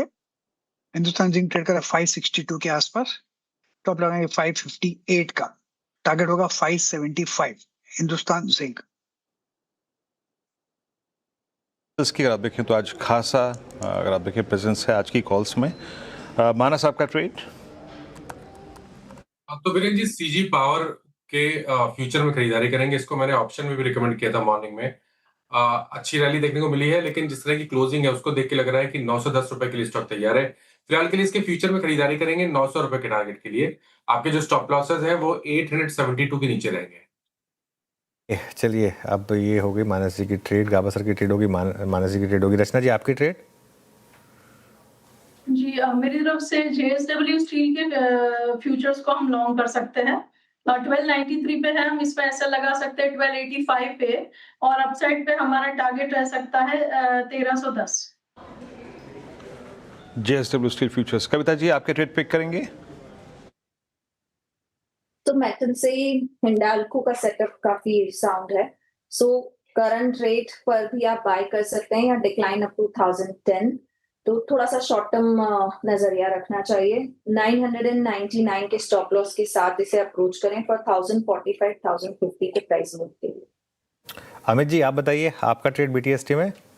Ji Anu ji, Exide industries में हम एक स्ट्रॉन्ग क्लोजिंग मूव देख रहे हैं। वॉल्यूम्स ने कल के वॉल्यूम को भी सरपास किया। 10 डेमा से एक थ्रस्ट जनरेट हो रहा है। 456 के लगभग प्राइस है। 451 का स्टॉप लॉस रहेगा और 466 के टारगेट्स रहेंगे एक्साइड इंडस्ट्रीज में। ओके, एक्साइड 456 पे क्लोज होता हुआ। श्रीकांत जी, आपका ट्रेड? इन लेवल्स पे मुझे एक एफएल में काफी अच्छा टेक्निकल ब्रेकआउट नजर आ रहा है। 1680 के करीब ट्रेड कर रहा है एफएल, और यहाँ से अगर तेजी बनती है तो ये स्टॉक 1720 और 1730 तक के लेवल्स दिखा सकता है। तो करंट लेवल से एफएल को खरीदे, स्टॉप लॉस यहाँ पे रखे 1660 रुपए का। ओके, चलिए अब एक काम करते हैं, ट्रेड्स पूरी हुई, अब चलते हैं नूपुर के पास डीलिंग रूम चेक के लिए। नूपुर, बताइए। सबसे पहले दिलीप बिल्डकॉन, ये स्टॉक फोकस में आते हुए नजर आ रहा है। ऑलमोस्ट 5-6% के गेंस आज के दिन आपको नजर आएंगे। डीलर्स का मानना है कि आने वाले 2 हफ्तों में एक बड़ी अनाउंसमेंट यहाँ पे आती हुई नजर आ सकती है। कॉर्पोरेट डेवलपमेंट से जुड़ी अनाउंसमेंट हो सकती है। डीमर्जर की अनाउंसमेंट कंपनी जो है वो शायद यहाँ पे अनाउंस करते हुए दिखे, उसके चलते डीलर्स का व्यू यहाँ पे पॉजिटिव बनते हुए दिखा है। इसके अलावा कैपिटल गुड्स के भी स्टॉक्स जो है फोकस में आते हुए नजर आ रहे हैं। इंस्टीट्यूशनल डेस्क पर खरीदारी देखने को मिल रही है। सीमेंस देखे तो ऑलमोस्ट 2.5% ऊपर आपको नजर आएगा। वॉल्यूम्स की बात करें तो 5-डे एवरेज से काफ़ी ऊपर के वॉल्यूम्स आज देखने को मिल रहे हैं। और ओपन इंटरेस्ट की भी बात करें तो ऑलमोस्ट 1% का बदलाव यहाँ पर भी आते हुए नजर आया। तीसरा स्टॉक है एबीबी इंडिया। यहाँ पर भी डीलर्स की तरफ से खरीदारी की सलाह आती हुई नजर आ रही है। हाई वॉल्यूम के साथ खरीदारी यहाँ पर देखने को मिल रही है। ओपन इंटरेस्ट की भी बात करें तो वहाँ पर भी 2% से ज़्यादा की बढ़ोतरी आपको दिखेगी। तो दिलीप बिल्डकॉन, एबीबी इंडिया और सीमेंस, तीनों स्टॉक आज डीलर्स के रडार पर है। ओके, तीनों स्टॉक्स डीलर के रडार पर। चलिए अब बात करते हैं कल आने वाले बड़े नंबर्स की। ऑरबिंदो फार्मा, बायोकॉन, कमेंस समेत 5 बड़े नंबर्स आएंगे कल। वैसे तो पारग्रिड के भी नंबर्स हैं, लेकिन थोड़ा सा वहाँ कन्फ्यूजन है नंबर्स को लेकर। तो नूपुर से ही जानेंगे तीनों। तो पहले शुरुआत करेंगे बायोकॉन और ऑरबिंदो फार्मा। फार्मा स्पेस में क्या एक्सपेक्ट करें? सर, नंबर्स अच्छे रह सकते हैं। हालांकि सिंजीन के नंबर्स ऑलरेडी आ चुके हैं, तो बायोकॉन में आपको फैक्टर इन करके चलना है। बायोकॉन के साथ शुरुआत करें तो 15% की रेवेन्यू ग्रोथ यहाँ पर आती हुई नजर आ सकती है। 4555 करोड़ के आसपास रेवेन्यूज़ यहाँ पर देखने को मिल सकते हैं। मुनाफे की बात करें तो बेस काफ़ी लो है, एडजस्टमेंट की वजह से 207 करोड़ का यहाँ पे एस्टिमेट इस क्वार्टर में लेके चल रहे हैं। मार्जिन्स देखें तो 19% के मार्जिन्स कंपनी ने पिछले साल इसी समय किए थे। इस बार हो सकता है इंप्रूव होकर 22% के आसपास देखने को मिले। बाजार का अनुमान है कि इंप्रूवमेंट यहाँ पर मार्जिन्स में देखने को मिल सकती है। कैपिटल लेवल पर प्रॉफिट देखें तो 31% की ग्रोथ यहाँ पर भी आती हुई नजर आ सकती है। बायोलॉजिक सेल्स की बात करें तो ऑलमोस्ट 15% की ग्रोथ वाई आधार पर यहाँ पर देखने को मिल सकती है। 2820 करोड़ के आसपास का एस्टिमेट लेके चल रहे हैं। जेनेरिक कारोबार की बात करें तो 22% की ग्रोथ यहाँ पर भी देखने को मिल सकती है। CRDMO रेवेन्यूज में भी 10% की ग्रोथ का अनुमान यहाँ पर लेके चल रहे हैं। और एबिटा देखें तो 31% ग्रोथ यहाँ पर देखने को मिल सकती है, क्योंकि जो ऑपरेटिंग लेवरेज है कंपनी की वो अब इस क्वार्टर से प्ले आउट होती हुई नजर आएगी। जिस हिसाब से कंपनी ने कर्ज जो है वो कम किया है उसका बेनिफिट आपको बॉटम लाइन में भी नंबर्स में नजर आएगा इस क्वार्टर में। तो बायोकॉन के नंबर्स इस क्वार्टर में अच्छे देखने को मिल सकते हैं। औरोबिंदो की बात करें तो यहाँ पर भी हालांकि मार्जिन बिल्कुल फ्लैट रह सकते हैं, लेकिन रेवेन्यू में ऑलमोस्ट 16% की ग्रोथ का अनुमान लेके चल रहे हैं। 9,115 करोड़ के आसपास रेवेन्यूज रह सकते हैं। मुनाफा ऑलमोस्ट 1000 करोड़ के आसपास इस क्वार्टर में देखने को मिल सकता है। कामकाजी लेवल पे मुनाफा 17% से बढ़कर 1860 करोड़ के आसपास आते हुए नजर आ सकता है। मार्जिन 20% के रहे थे पिछले साल इसी समय, इस बार भी उम्मीद है कि मार्जिन 20% के आसपास रह सकते हैं। यूएस सेल्स की बात करें तो वाई आधार पर 2% की कमजोरी देखने को मिल सकती है, लेकिन क्वार्टर ऑन क्वार्टर बेसिस पे देखें तो 3% बढ़कर इस क्वार्टर में आते हुए नजर आ सकते हैं। इंजेक्टेबल सेल्स 4% की बढ़त यहाँ पर भी आ सकती है। यूरोप से अच्छी उम्मीद है, ऑलमोस्ट 23% की ग्रोथ की उम्मीद यहाँ पर लेके चल रहे हैं। और बाकी जगह से भी देखें रेस्ट ऑफ वर्ल्ड तो 15% की ग्रोथ यहाँ पर आती हुई दिख सकती है। क्रॉस मार्जिन हालांकि 260 बेसिस पॉइंट से उम्मीद है कि बढ़कर आते हुए दिखेंगे, लेकिन R&D स्पेंड्स भी बढ़ेंगे तो आपको एडजस्टेड लेवल पर जो एबिटा लेवल पे मार्जिन होंगे वो शायद फ्लैट नजर आए। काफ़ी सारे मैनेजमेंट कमेंट्री पर जो है बाजार वॉच आउट करता हुआ नजर आएगा। तो दोनों कंपनी से अच्छे नतीजों की उम्मीद है। ओके नूपुर, संक्षेप में कमेंट्स के क्या एक्सपेक्टेशन है? फटाफट से बता देती हूँ, रेवेन्यू ग्रोथ 9% के आसपास यहाँ पर देखने को मिल सकती है। कामकाजी लेवल पे मुनाफा देखें तो 7% की ग्रोथ की उम्मीद है। 21% के मार्जिन से यहाँ पे आते हुए नजर आ सकते हैं और मुनाफा भी 10% की ग्रोथ यहाँ पर देखने को मिल सकती है। म्यूटेड ग्रोथ इसीलिए रहेगी क्योंकि जो वेस्ट एशिया के क्राइसिस हुए थे तो एक्सपोर्ट्स इम्पैक्ट इस क्वार्टर में आपको नजर आएगा। एक्सपोर्ट्स डबल डिजिट में डिक्लाइन होकर इस क्वार्टर में देखने को मिल सकते हैं, लेकिन पावर जेन रेवेन्यूज देखें तो 8% की ग्रोथ वहाँ पर। जो एक्सपोर्ट से रिलेटेड जितनी भी कॉमेंट्री होगी मैनेजमेंट की उस पर फोकस बना हुआ रहेगा। उसके डिमांड रिलेटेड जो भी इंपॉर्टेंट पावर जेन से रिलेटेड जो भी डिमांड रिलेटेड कमेंट्री रहेगी मैनेजमेंट की वो भी इंपॉर्टेंट रहेगी। इंडस्ट्रियल कारोबार जो है नियर टर्म में थोड़ा प्रेशर यहाँ पर देखने को मिल सकता है। तो म्यूटेड परफॉर्मेंस कमेंट से इस क्वार्टर में एक्सपेक्टेड है। म्यूटेड परफॉर्मेंस एक्सपेक्टेड है कमेंट से सेशन में। शुक्रिया नूपुर। चलिए एक काम करते हैं, अब बस 2 मिनट बचे हैं। बहुत अजीब है ना वीरू, 2-2 3-3 काउंटडाउन रखने पड़ेंगे। अभी सबसे पहला काउंटडाउन है। हाँ 10वीं के मैथ के पेपर में नहीं हुई थी ना आज, इतना मुझे उत्सुकता का। बिल्कुल। तो ध्यान रखिएगा, अभी जो क्लोजिंग होने वाली है वो होगी F&O स्टॉक्स में कैश की क्लोजिंग। इस चीज़ को समझना जरूरी है। 3:15 बजे जो क्लोजिंग होगी F&O स्टॉक्स की कैश क्लोजिंग, आपको कैश के रेट्स अपडेट होने बंद दिखाई देंगे जो F&O वाले स्टॉक्स हैं। और निफ्टी, बैंक निफ्टी, क्योंकि निफ्टी और बैंक निफ्टी के सभी स्टॉक्स F&O में हैं तो ऑब्वियसली निफ्टी और बैंक निफ्टी के रेट्स भी अपडेट होने बंद हो जाएंगे। लेकिन इन सभी स्टॉक्स में F&O के रेट्स चलते रहेंगे और इंटरेस्टिंग होगा क्योंकि निफ्टी फ्यूचर्स और निफ्टी ऑप्शंस और इवन स्टॉक फ्यूचर्स में ट्रेडिंग जो है वो कंटिन्यू होती रहेगी। लेकिन फ़िलहाल के लिए जस्ट 1 मिनट बचा है तो अभी थोड़ा सा इसी पर रहते हैं, उसके बाद फिरोज़ को जोड़ेंगे शो में। लेकिन 24,450, अब देखिए टेक्निकली अगर आप देखेंगे तो ये टेक्निकली मार्केट की क्लोजिंग मोर और लेस है, करीब करीब 24,450। लेकिन अब कैश के बाद क्या होगा वो कहना किसी के लिए पॉसिबल नहीं है। और इसीलिए आप ये जो डिफरेंशियल देख रहे हैं 105 पॉइंट निफ्टी फ्यूचर नीचे है, 322 पॉइंट निफ्टी स्पॉट नीचे, ये और कुछ नहीं है। ये जो कल 218 पॉइंट का 215 पॉइंट का जो आखिरी के 1 मिनट में जो उछाल आया था वो कैश सेटलमेंट के बाद उसका एडजस्टमेंट है बेसिकली। बैंक निफ्टी और बैंक निफ्टी के फ्यूचर भी रखिएगा क्योंकि यहाँ पर भी अब क्लोज होने वाला है। टेक्निकली जो स्पॉट वाला क्लोज होने वाला है, ये करीब 57,470 पर है। इसकी भी इंपॉर्टेंस है, ये बैंक निफ्टी का exact 200 day simple moving average है। ध्यान रखिएगा कल RBI की मॉनेटरी पॉलिसी है, ये उससे जस्ट पहले का क्लोज है। इसके अलावा इंडिविजुअल स्टॉक्स में अगर आप देखेंगे तो 3-4 स्टॉक्स पर नज़र रखिएगा। जो बड़े स्टॉक्स हैं HDFC बैंक, ICICI बैंक, इनके सबके कैश और फ्यूचर्स के नोट के जो रेट्स हैं वो नोट करके रखिएगा क्योंकि थोड़ा सा मुझे लग रहा है कि यहाँ पर भी कुछ देर बाद शायद एक डिफरेंशियल आपको प्ले आउट होता हुआ दिखाई दे। चलिए फिलहाल के लिए कैश ट्रेडिंग बंद हो चुकी है F&O में। अब इसको रिविजिट करेंगे थोड़ी देर में। तब तक हमारे साथ आनंद राठी वेल्थ के जॉइंट CEO फिरोज़ अजीज़ जुड़ गए हैं, उनसे बात करेंगे। फिरोज़ जी गुड आफ्टरनून। मार्केट में खैर सबसे ज़्यादा पिछले 2-3 दिन से कैश ही डोमिनेट कर रहा है, नहीं है क्या फिरोज़ जी हमारे साथ? तो बता दें मुझे कि नहीं है, कोई बात नहीं। अब आगे बढ़ते हैं फिर। और वीरो कुछ और स्पॉट किया क्या आपने? हाँ अनुज, मैं मोमेंटम तो जितना एफ&ओ के स्टॉक्स में है ना अनुज, अभी जो एफ&ओ चल रहा है उसमें केआई इंडस्ट्रीज और एक और स्टॉक है जो कि बिल्ड कर रहा है अपने आप को। जरा लेके आइएगा स्क्रीन पे लॉरस। मानस, जस्ट लॉरस को देखिएगा, इसमें मोमेंटम काफ़ी अच्छा खासा है। ये जो अगस्त सीरीज़ की प्लेसमेंट है वो क्या बता रही है आपको? क्या ये अब 1950 1910 के लिए प्रिपेयर कर रहा है क्या अपने आप को? देखिए, अब यहाँ पर कोई टारगेट सेट करना बहुत डिफिकल्ट है, क्योंकि जितने भी टारगेट है पिछले करीब अगर हम 2-3 मंथ के टाइम से देखें तो जो सब अचीव हो गए हैं।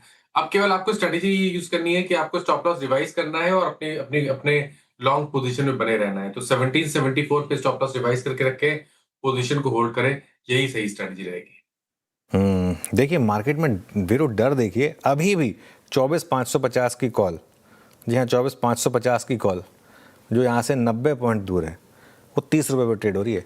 आज की 24,550 की कॉल थोड़ा अभी 60 का होगा अप्रोक्सीमेटली 30 रुपये पर, जबकि निफ्टी स्पॉट जो है वो 24,463 पर है और 3.25 हो चुका है। अब नॉर्मली ये ज़ीरो हो चुकी होती है, अब तक नॉर्मली अब तक ये ज़ीरो हो चुकी होती है ना, ये 3.25 बजे तक ये ज़ीरो हो चुकी होती। 500 की भी ज़ीरो हो चुकी होती है, 1-2 रुपये पे घूम रही होती। लेकिन 500 की कॉल भी देखिएगा आप, आज की लेकर आइए जरा एक बार निफ्टी की आज की 24,500 की कॉल, वो देखते हैं वो कहाँ पर ट्रेड कर रही है। क्योंकि 550 अगर 30 रुपये पर है तो वो भी अभी देखिए ये 40 रुपये पर, कोई लॉजिक ही नहीं है, कोई लॉजिक ही नहीं है कि 500 की कॉल 40 पर हो, 550 की कॉल 30 रुपये पर हो, मतलब 50 पॉइंट के स्प्रेड में। तो ठीक है, थोड़ा सा आई थिंक हर कोई, ये सिस्टम नया है, हर कोई थोड़ा सा इसको सीख रहा है, अभी सीखेगा आगे जाकर, लेट्स सी। चलिए फिरोज़ के पास चलते हैं। फिरोज़ जी गुड आफ्टरनून।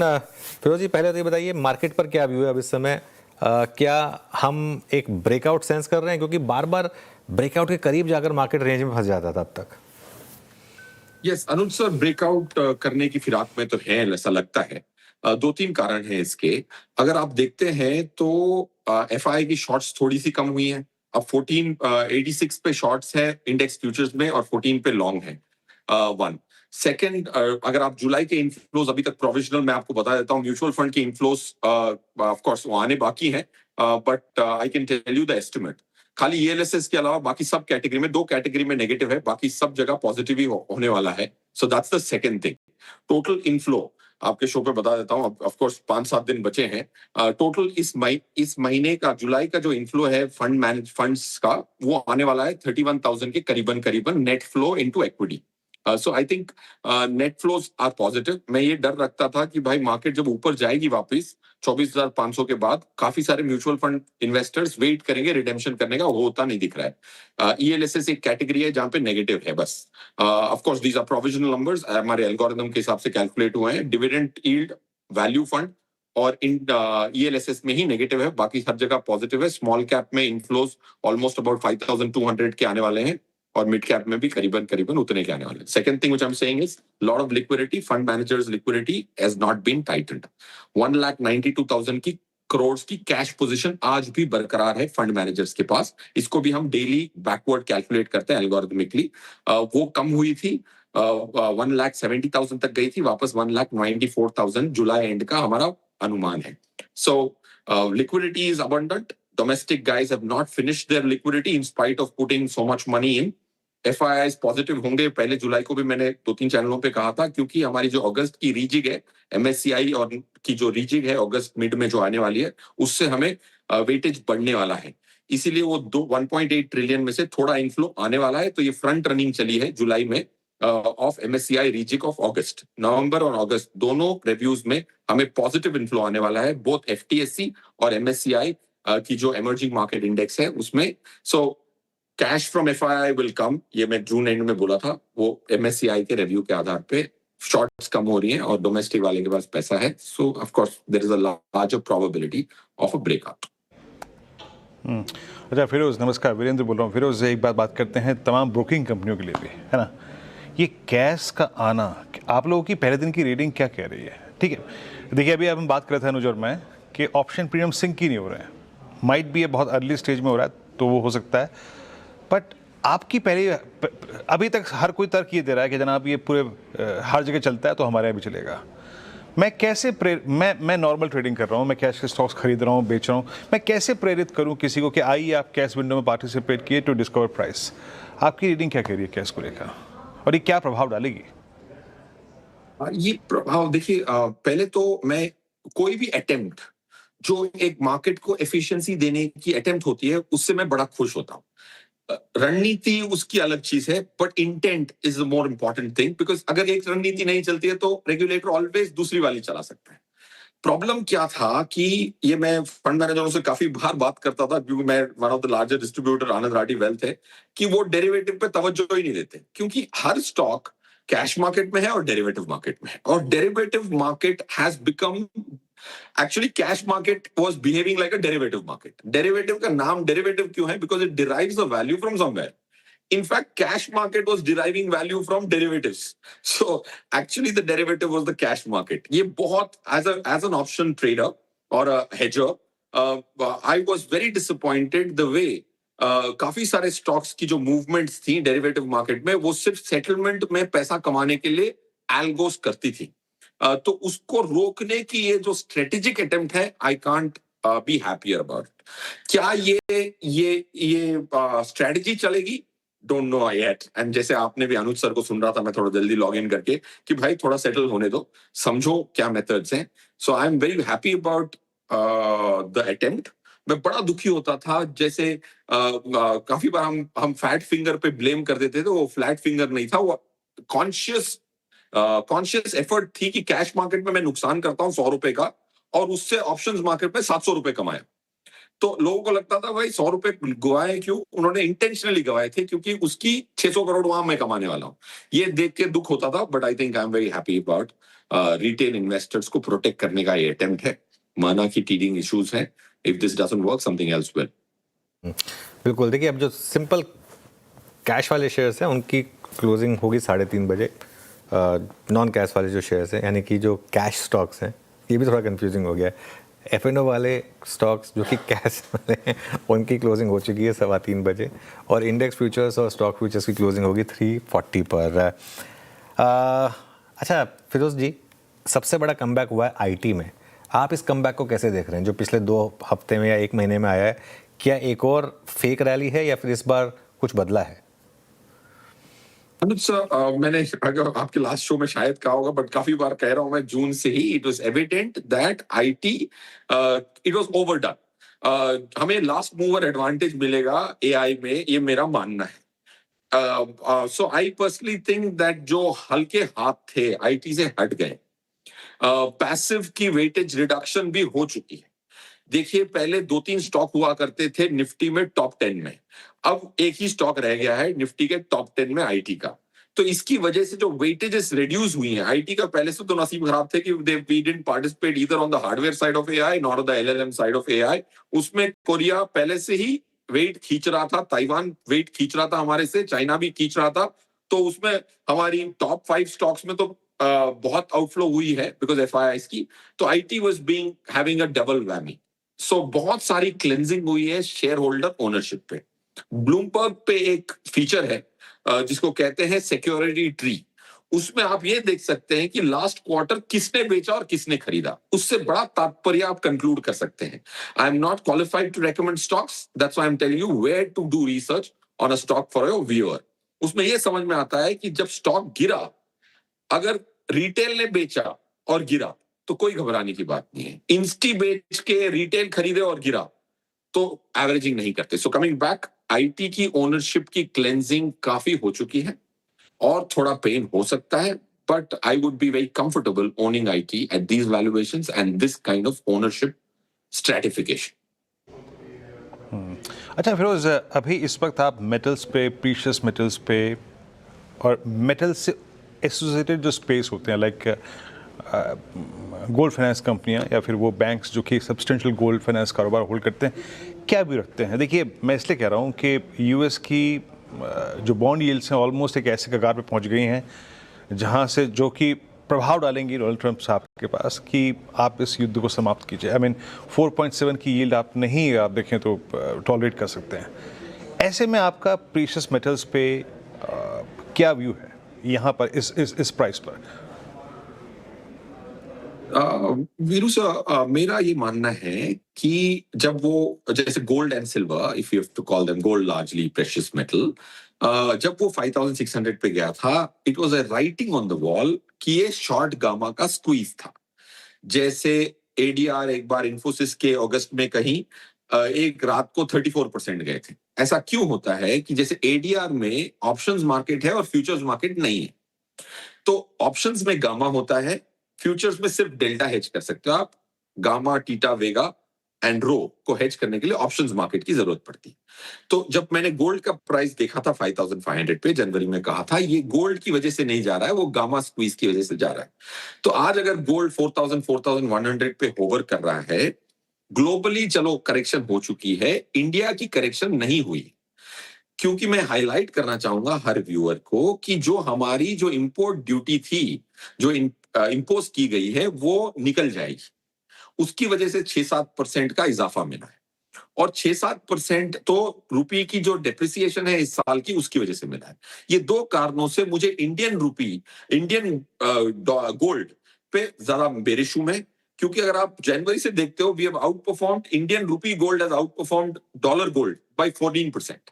तो ये जो फ्रॉथी वैल्यूज हैं 1,41,500, वो उससे थोड़ा डर लगता है। रूपी की appreciation is also writing on the wall. जब 97 गया था, सब 100 की बात कर रहे थे। भाई अगर $40 बिलियन आएगा, $80 बिलियन आएगा और 65 बिलियन डॉलर आपकी बैलेंस ऑफ पेमेंट है, तो जाहिर सी बात है depreciation becomes low probability unless RBI wants it. So coming back to the yield question, yield curve finally India में फ्लैट नहीं रहा। 2 साल पहले फ्लैट हो गया था।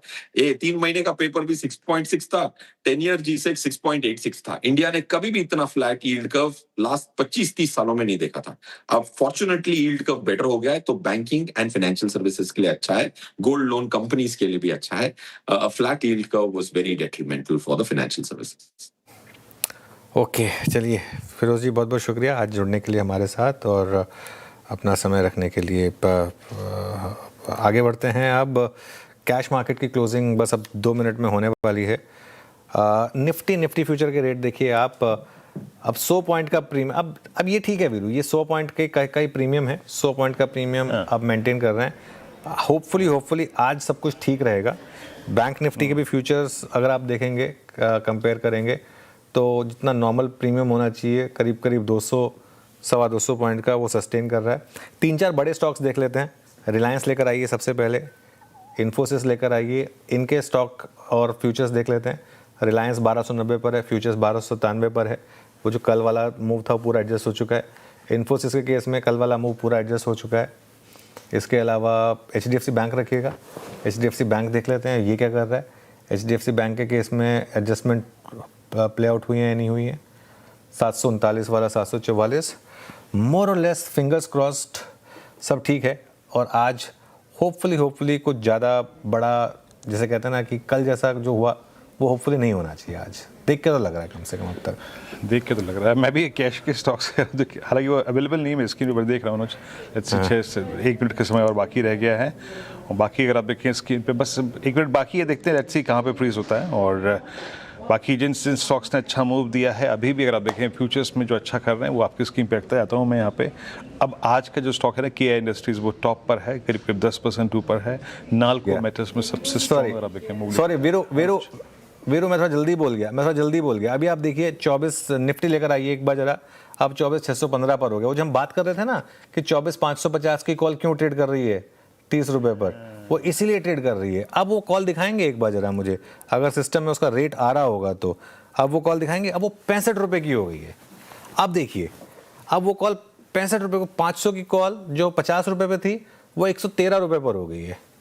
अब आप समझिए क्यों, क्योंकि राइटर कैसे लिखे ऐसी कॉल को जहाँ पर कोई भरोसा नहीं है। अभी एक्सपायरी, अभी इसको फ्लैश करिएगा जरा, निफ्टी के इस लाइन को फ्लैश करिएगा कि जो निफ्टी की क्लोजिंग थी वो 24,463 पर थी, लेकिन अब हम निफ्टी पर 24,615 पर बंद हो रहे हैं। और यही कारण है कि वो कॉल, इस कॉल का अगर आप इंटरडे दिखा सकें, आई डोंट थिंक हमारे पास एक ऑप्शन का इंटरडे होगा, लेकिन जिस तरीके से ये 330 पे जो 30 रुपये पर ऑप्शन बंद हुआ था वो 65 रुपये पर बंद हुआ है। 24,550 वाला, 24,500 की कॉल लेकर आइए। हाँ वीरू। अनुज, ऑप्शन तो चलिए एक जगह है, ठीक है, बात दूसरी है पर ये आपको सेकेंड डे निफ्टी स्पॉट का ऐसा बड़ा जंप, अब ये तर्कसंगत लग रहा है अनुज आपको? हाँ, निफ्टी स्पॉट का इंटरडे दिखा दीजिए। अब निफ्टी स्पॉट का इंटरडे दिखाइए निफ्टी स्पॉट का, निफ्टी स्पॉट का इंटरडे दिखाइए। ये देखिए, अब ये जो आप देख रहे हैं ना, ये 24,615 पर हो रही है। प्री कैश क्लोजिंग भी रखिएगा उसको, एवरेज ये जो नीचे लाइन डाल रहे हैं ना 460, हाँ 464, 463 निफ्टी की क्लोजिंग 24,613 वर्सेस 463। ये एक्सप्लेनर के साथ नीचे इस लाइन को एडजस्ट कर दीजिए। बैंक निफ्टी में 57,493 था, बैंक निफ्टी का इंटरडे रखिएगा स्पॉट का। बैंक निफ्टी का जो लेवल था वो था 57,493 का, और उसके मुकाबले क्लोज कहाँ हो रही है, कैश की क्लोज 57,907 पर, 400 पॉइंट। अब अगेन फिर वही दिक्कत है ना। आप सोचिए, आप किसी ने हिम्मत करके 3 बजे से जस्ट पहले वो कॉल लिखी, मान लीजिए 30 रुपए पे, वो सेटल होगी इसकी 60 रुपए पे सीधा, और कोई स्टॉप लॉस लगाने का भी समय नहीं है, कुछ नहीं है करने का। तो ये थोड़ा सा ना अगले कुछ दिनों के लिए, और यही कारण था मैंने 3 बजे एक व्यू लिया था कि अभी अगले कुछ दिन तक हम क्लोजिंग स्ट्रैटेजी नहीं लेंगे, क्योंकि ऐसी मार्केट में स्ट्रैटेजी आप लेंगे क्या स्ट्रैटेजी बना पाएंगे ऐसी मार्केट में जिसमें इस तरीके के मूव्स आ रहे हैं। तो आई थिंक ज़रूरत है इस समय पर एक्सचेंजेस को, अगर ये सिस्टम इस पे चाहे तो आप पुशबैक करें, इस सिस्टम से चाहे तो पुशबैक करें। एक बार पहले मॉक सिस्टम पे टेस्ट कर लें इसको कि सब उस हिसाब से ठीक हो रहा है या नहीं हो रहा है। ये तो मखौल है, मतलब आप 24,463 वाला 24,615 हो गया निफ्टी। बैंक निफ्टी देखिए 57,493 वाला 57,907 हो गया। कोई लॉजिक नहीं है, कहीं का कोई लॉजिक नहीं है। ये 2 इंडेक्स हैं बड़े बड़े जिनकी हम बात कर रहे हैं यहाँ पर, कोई मिड कैप स्टॉक नहीं है। ये तो सोचिए, आजकल बैंक निफ्टी की वीकली एक्सपायरी नहीं होती है। अगर बैंक निफ्टी का भी वीकली एक्सपायरी हो रही होती, और अगर किसी ने 57,493 पे अगर बैंक निफ्टी बंद हो रहा था, 57,800 की भी कॉल राइट की होती, तो वो तो बैंकरप्ट हो जाता। मतलब इस तरीके के, अगर इस तरीके के लेवल्स पर मार्केट इस तरीके से अगर रिएक्ट करेगा तो अनुज, इसे हिंदी में शब्द बोलते हैं संवेदी सूचकांक। ये देश का संवेदी सूचकांक है निफ्टी, है ना? बिल्कुल। ये मजाक है, ये मजाक है, मेरे को ये मजाक लग रहा है। मैंने कभी नहीं देखा अनुज ऐसा कभी। आप नहीं, बिल्कुल। अनुज क्या चाहते हैं आप क्या चाहते हैं कि एटलीस्ट एक्सचेंज आए, बताया ना मैकेनिज्म कि ये 170 पॉइंट आए कहाँ से, है ना? ये 170 पॉइंट आए कहाँ से, इसको डील तो करना पड़ेगा ना आपको। नहीं देखिए, कल को मुझे ऑप्शन बेचना है, खरीदना है, कुछ तो करना बताना पड़ेगा। अगेन मैं एक चीज़ कहूँगा, देखिए दो चीज़ों में फ़र्क होता है। एक, इवन जब वो बैंक निफ्टी के ऑप्शन के टाइम पे जब हमने पॉइंट रेज किया था और ये बात की थी कि भले ही इलीगल कुछ भी नहीं हो रहा हो, लेकिन एक बड़ा प्लेयर सिस्टम को गेम कर सकता है, ठीक है ना? वो अब जिनके पास बड़ी मशीन्स हैं, एल्गोज हैं, वो इसको इस तरीके से टाइम कर सकते हैं, इसको इस तरीके से प्ले कर सकते हैं। अब देखिए अगेन इस चीज़ का कोई लॉजिक नहीं है कि बैंक निफ्टी का फ्यूचर जो जब क्लोज हो रहा था तो 200 पॉइंट के प्रीमियम पे था, अब वो डिस्काउंट पे हो गया 177 पॉइंट के। यही आप निफ्टी फ्यूचर का और निफ्टी स्पॉट भी रखिएगा, जो 100 पॉइंट का प्रीमियम था अब वो वापस 60 पॉइंट के डिस्काउंट पर आ गया है। अभी 24,615 का कोई मतलब नहीं है, जैसे कल 24,774 का कोई लॉजिक नहीं था। अब कल सुबह जब आप ट्रेड की शुरुआत करेंगे फिर आप उस हिसाब से एडजस्टमेंट करेंगे कि फिर कहाँ पर एडजस्टमेंट होगी, क्योंकि टेक्निकली अगर आप देखेंगे तो जो निफ्टी की क्लोजिंग थी वो 24,463 पे थी, ठीक है ना? तो 24,463 निफ्टी का रेट था कैश से पहले, और 57,493 बैंक निफ्टी का रेट था। आई जस्ट होप कि रिटेल ट्रेडर्स को सिर्फ इस वजह से लॉस ना हुआ हो। और आई थिंक मैं एज अ रिस्पॉन्सिबल चैनल एक बात कहूँगा कि एक व्यू जो हमने लिया था कि 3:15 बजे आप अपनी सारी पोजीशन स्क्वायर ऑफ कर दीजिएगा। अब बहुत लोगों ने कोशिश करी होगी इसको भी गेम करने के लिए, कॉल्स लेने की, पुट्स लेने की। जिन्होंने कॉल्स ली होगी उनकी लॉटरी लग गई क्योंकि प्राइस डबल हो गए, जिन्होंने पुट्स ली होंगी उनका वो 0 हो गया। तो ठीक है, ये सब चलता रहेगा, लेकिन आई थिंक थोड़ा सा इस पर मुझे लग रहा है कि एंड आई फील कि आई थिंक शायद सेबी भी इस पर कुछ संज्ञान ले और इस पर कुछ बात हो, क्योंकि अब ये 2 बैक टू बैक डेज हो गए हैं जिसमें इस तरीके का डिफरेंस है between spot and futures closing. हाँ बिल्कुल। अच्छा अनुज, सुबह एनएससी ने जो क्लैरिफिकेशन दिया उसमें कहा कि भैया इतने पैन नंबर से इतने लोग पार्टिसिपेशन थे, हमें उससे क्या मतलब है? है ना, हमें तो ये मतलब है ना कि भाई प्राइस डिस्कवरी क्या हो रही है, कौन कितने पार्टिसिपेट कर रहा है, क्या बिड कर रहा है। क्या मात्र इससे कि कितने लोग पार्टिसिपेट कर रहे थे, क्या आप इसको आप किसी को संतुष्ट कर सकते हैं? क्या ये देखिए दो अलग अलग चीज़ें इसमें। मैं अभी भी कह रहा हूँ कि एक अगर सिस्टम आप डेवलप कर रहे हैं जिससे कि आपको लगे कि बेहतर है, कोई डाउट नहीं है, लेकिन इस तरीके की चीज़ें फिर नहीं होनी चाहिए। गाबा सर से एक व्यू लेना चाहूँगा। गाबा सर, आप तो इन सब कमेटीज़ में भी होते हैं, ये जो हो रहा है, एक इतनी बड़ी ग्रीन कुतुब मीनार बन रही है लास्ट 330 पर आकर, कैसे देख रहे हैं आप इसको? एक्चुअली बातें एकदम क्लियर है कि ये डिस्टॉर्ट हो गया चार्ट, डेटा डिस्टॉर्ट हो गया। अब इसको एनालाइज कैसे करें, दिक्कत वहां आती है। आई मीन ये एक मजाक बन गया है और कुछ नहीं। मेरे ख्याल से सभी को और ये एक्सचेंजेस को ध्यान देना पड़ेगा इस बात पर, तो why this happens every day. कल एक पहला दिन था, आज दूसरा दिन है। हमारी चार्ट्स अगर सही नहीं रहेंगे तो ट्रेड कैसे करेंगे? कल मैं निफ्टी के स्पॉट प्राइस को देखकर एनालाइज करता था, अब फ्यूचर्स देके करना पड़ता है। मतलब स्पॉट को टोटली इग्नोर, जो चीज को हम इग्नोर क्यों करें जो इंपॉर्टेंट है इतना spot. I think they have to take it very seriously. बस बाई चांस की बात है, मैं 3 बजे का अब एक बार जरा क्रॉस चेक करने के लिए 3 बजे का 24,600 की कॉल देख रहा था, वो भी 13 रुपये पर थी। तो मतलब ये बहुत ही इंटरेस्टिंग हुआ। 24,500 की कॉल, 24,600 की कॉल, 24,650 की कॉल, कहीं ना कहीं आपको ये बता रही थी। और ये कुछ नहीं था, आई थिंक कुछ लोगों ने ये हिंट लगाया कि जो कल हुआ था वो आज भी होगा शायद, और उस वजह से और उसी डायरेक्शन में होगा। और ये जो लास्ट के कुछ मिनटों में जंप आया है, ये काफ़ी इंटरेस्टिंग है। अब देखिए 3 मिनट और बचे हैं वैसे टेक्निकली अगर आप देखेंगे कि जो एक्चुअल क्लोजिंग है उसके लिए, लेकिन आई डोंट थिंक अब उसके कुछ मायने बचे हैं जिस तरीके से ये सब कुछ हो चुका है उसके बाद। बिल्कुल, मुझे नहीं समझ में आ रहा अनुज जी किस प्रकार की प्राइस डिस्कवरी है। आई मीन कल थोड़ी बहुत तो मुझे अगर आप देखें कुछ डाउट्स थे, but second day I think ऐसा नहीं होना चाहिए था। तो अनुज, मेरे ख्याल से बताओ, एक जिम्मेदार चैनल, आप क्या कहेंगे? I mean being a managing editor, क्या इस सिस्टम पे विचार करना चाहिए सेबी को, एक्सचेंजेस को? 100%। ये आप कुछ मॉक ट्रेडिंग सेशंस कराइए, आप उस कैश सेशन में कुछ पार्टिसिपेशन बढ़ाइए, तब जाके आई थिंक इसको लागू कीजिएगा। देखिए इसको तो मुझे लग रहा है कि आपको तुरंत प्रभाव से वापस लेना चाहिए। आप एक बार पहली बात तो मुझे एक चीज़ समझ में नहीं आई, मुझे समझ में नहीं इसका लॉजिक क्या था।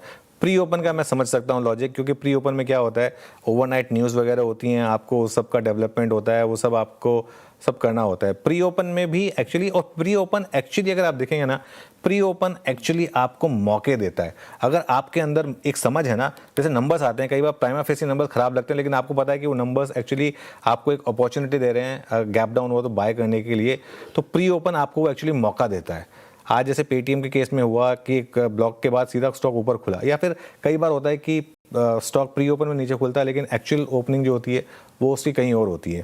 वो प्री ओपन में फिर भी मैं उस लॉजिक को मान सकता हूँ। मुझे अब तक ना इस कैश का, इस पोस्ट क्लोजिंग का, इसका कोई लॉजिक समझ में नहीं आया है अब तक मुझे समझ में नहीं आया है। अगर कुछ चीज़ है जो मैं मिस कर रहा हूँ, I am happy to learn. मैं जैसे कहता हूँ ना, हमेशा हम तो सीखने के लिए हमेशा तैयार रहते हैं, तो अगर ऐसा कुछ है तो सीखने के लिए तैयार हैं। लेकिन अब ये 2 बैक टू बैक दिन हो गए जिसमें इस तरीके के मूव्स आए हैं, और इस तरीके के मूव्स जो है ना, एक मार्केट का इक्विलिब्रियम खराब करते हैं। देखिए क्या होता है, हम यहाँ पर किसी इसके लिए नहीं कह रहे हैं, अब यही मूव अगर डाउन साइड पर आ जाता तो अब इसमें मामला ये नहीं कि आपने कॉल ली, आपने पुट ली, क्या किया क्या नहीं किया, लेकिन ये जो जिस तरीके से ये जो मूव आ रहे हैं ये गलत है, ये तर्क संगत नहीं है। आप अगर मार्केट को आप एक हेल्दी बनाना चाहते हैं, एक ये तो मतलब ये तो एक ज़बरदस्ती वाली बात हो गई कि एक सब कुछ ठीक चल रहा था उसको ज़बरदस्ती आपने कुछ करने के लिए कर दिया। मतलब मैं इसका लॉजिक नहीं समझ पा रहा हूँ ऑनेस्टली स्पीकिंग, अगर आप मुझे पूछेंगे तो। और कहीं ना कहीं मुझे लग रहा है कि कुछ बिग प्लेयर्स ने शायद आज इसको गेम भी किया होगा। 100% श्योर कि यहाँ पर जो 24,500 550 की कॉल की हम बात कर रहे हैं उनमें वॉल्यूम हुए होंगे, कई लोगों ने उसमें पार्टिसिपेशन किया होगा, कुछ लोगों ने हिम्मत करके वो ऑप्शन बेचे भी होंगे, उनका क्या होगा। आई थिंक ये सब चीज़ें हैं जो थोड़ा सा समझने की ज़रूरत है, लेकिन जो भी है ये ठीक नहीं है मेरे ख्याल से। ये आई थिंक थोड़ा सा कल चलिए ठीक है, हमने कल फिर भी एक बेनिफिट ऑफ डाउट दे दिया कि कल फर्स्ट डे था, एक बेनिफिट ऑफ डाउट देना बनता था। कोई नहीं, इस बॉल की क्लोजिंग को छोड़िए, आप जरा मेरे पास आ जाइए। एक कल बेनिफिट ऑफ डाउट एक बार के लिए बनता था क्योंकि कल एक्सपायरी से पहले का दिन था और पहला दिन था इस सिस्टम का, नए सिस्टम का। लेकिन आज एक्सपायरी थी, आज वीकली एक्सपायरी थी। अच्छा ये तो सोचिए, मैं सोच रहा हूँ अगर ये मंथली एक्सपायरी वाले दिन हुआ तो वीरू, मतलब आप परेशान हो जाएंगे, मतलब आप हिसाब नहीं लगा पाएंगे। आप हिसाब भी इन्वॉल्व है ना, वही तो कह रहा हूँ, वहां तो स्टॉक्स भी इन्वॉल्व हैं। यहाँ तो एटलीस्ट सिर्फ निफ्टी की एक्सपायरी हो रही है, सिर्फ निफ्टी की एक्सपायरी है यहाँ तो इसके लिए, ठीक है। आप जब लास्ट हफ्ते में जाएंगे तब निफ्टी, बैंक निफ्टी सबकी एक्सपायरी होगी और स्टॉक्स की एक्सपायरी भी होगी। स्टॉक्स के बीच में भी ये बहुत ज़्यादा डिफरेंशियल जब क्रिएट होगा तो कैसे करेंगे आप, कैसे मैनेज करेंगे? आई थिंक थोड़ा ज़रूरत है इस पर। अच्छा अनुज, एक और चीज़ है, आप एक जेन स्ट्रीट पे आरोप लगाते थे कि ठीक जनाब आपने एक स्टॉक फ्यूचर को, एक स्टॉक को छेड़ा, उसके बाद इंडेक्स में मैनूवरिंग करी, बट यहाँ तो ये मालूम है ना कि आपके पास वो ब्लाइंड विंडो है, उसमें आप डालिए जो डाल रहे हैं, उसके बाद इंडेक्स में इतनी बड़ी मैनूवरिंग होगी। तो आप ये जो कह रहे हैं ये बात वाकई इसका औचित्य है ना? देखिए इसमें एक चीज़ है, अभी जो 3.25 से 3.5 है ना, वो बेसिकली अब एक सट्टा बाजार बन गया है। सट्टा बाजार सिंपल, एग्जैक्ट। अगर पिछले 2 दिन का अगर आप मूव देखेंगे तो जो 3.25 से 3.5 के बीच में हुआ है, इसको सट्टा बाजार से आगे आप कुछ नहीं कह सकते। तो ये इसको थोड़ा सा आप चेंज करिए प्लीज। अब जैसे मैं कहा था, कल मैंने बेनिफिट ऑफ डाउट दिया था, लेकिन एक्सपायरी वाले दिन फिर ये हो गया। लेट्स सी इस पर क्या होता है, लेकिन ये जो हुआ ये सही नहीं हुआ मेरे ख्याल से। जो आज हुआ है पिछले मतलब जो 10-15 मिनट में जिस तरीके से ये, मतलब कोई लॉजिक नहीं है इसका। अब आप एक बार कॉल के प्राइस देखिए, जैसे फॉर एग्जांपल 24,450, 24,500, 24,550, कोई भी कॉल उठा के देख लीजिए आप, सभी में आप देखेंगे तो इस तरीके के जो मूव्स आए आखिरी के कुछ मिनटों में। अब जैसे 24,450 की कॉल है, मैं एक एग्जांपल के तौर पे कह रहा हूँ, 24,450 की कॉल 3 बजे थी आपकी करीब 60-70 रुपये पे, प्री कैश थी वो करीब 90 रुपये पे, और वो पोस्ट कैश बंद हुई है 165 रुपये पे। अब इशू क्या है, ऐसा नहीं है कि इसमें कोई ट्रेड हुई है ना, ये देखो ट्रेड होते तो फिर भी समझ में आता है, जब ट्रेड तो बंद हो गई थी ट्रेड उसके बाद, लेकिन जो मूव आए हैं इसमें वो ट्रेड बंद होने के बाद आए हैं, वो एकदम से मूव आया करीब, क्योंकि अब ये सेटल इस प्राइस पर होगा, 165 के हिसाब से होगा। जिसने कॉल बेची 86 रुपये पे, 70 रुपये पे, 68 रुपये पे, है ना, उसका क्या, ये सोचना होगा थोड़ा सा आई थिंक हमको। कि जो भी है, मतलब मैं थोड़ा सा मैं इस चीज़ से लेके इरिटेटेड हूँ, और मुझे होप है कि इस पर थोड़ा सा रेगुलेटर्स सोचेंगे और थोड़ा सा फिर उस हिसाब से डिसीजन लेंगे। बिल्कुल। चलिए, मेरे ख्याल से अनुज, मेरे करियर का लगभग 20-21 साल हो गए, मेरे ख्याल से सबसे कंफ्यूज कर देने वाला सेशन था अनुज, है ना? ऐसा अगर आप देखें छलावा मैंने स्क्रीन पे कभी नहीं देखा, बता के। खैर, जो एज ए चैनल अनुज ने बात जो यहाँ पे कही, और एज ए मैनेजिंग एडिटर जो बात कही, उसके पीछे दम है। लेट्स सी फर्दर एक्सचेंजेस क्या क्लैरिफिकेशन देते हैं, but it's looking doubtful as of now. चलिए अनुज, इस कार्यक्रम को समाप्त करें यहीं पर ही। बिल्कुल वीरू, इस कार्यक्रम को यहीं समाप्त करेंगे, और इस उम्मीद के साथ कि ये चीज़ें या तो टीदिंग प्रॉब्लम है जल्दी सॉल्व होंगी, और अगर सॉल्व नहीं होंगी तो वापस होंगी। दो में से एक चीज़ करने की ज़रूरत है, दोनों नहीं हो सकते। ये नहीं हो सकता कि ये सिस्टम पे चलता रहे और इस तरीके की दिक्कतें भी आती रहें। या तो अगर दिक्कतें आ रही हैं तो उनको आप रिजॉल्व करिए, अगर रिजॉल्व नहीं कर सकते तो सिस्टम को बंद करिए। हमारा मार्केट एकदम ठीक चल रहा था, 3:30 बजे जो नॉर्मल क्लोजिंग होती थी उसमें कोई दिक्कत नहीं थी, उसको वापस ले आइए फिर, ठीक है। चलिए, इस नोट पर इस शो को समेट रहे हैं, और जुड़े रहिए CNBC आवाज़ के साथ मार्केट और बिजनेस न्यूज़ की कवरेज के लिए।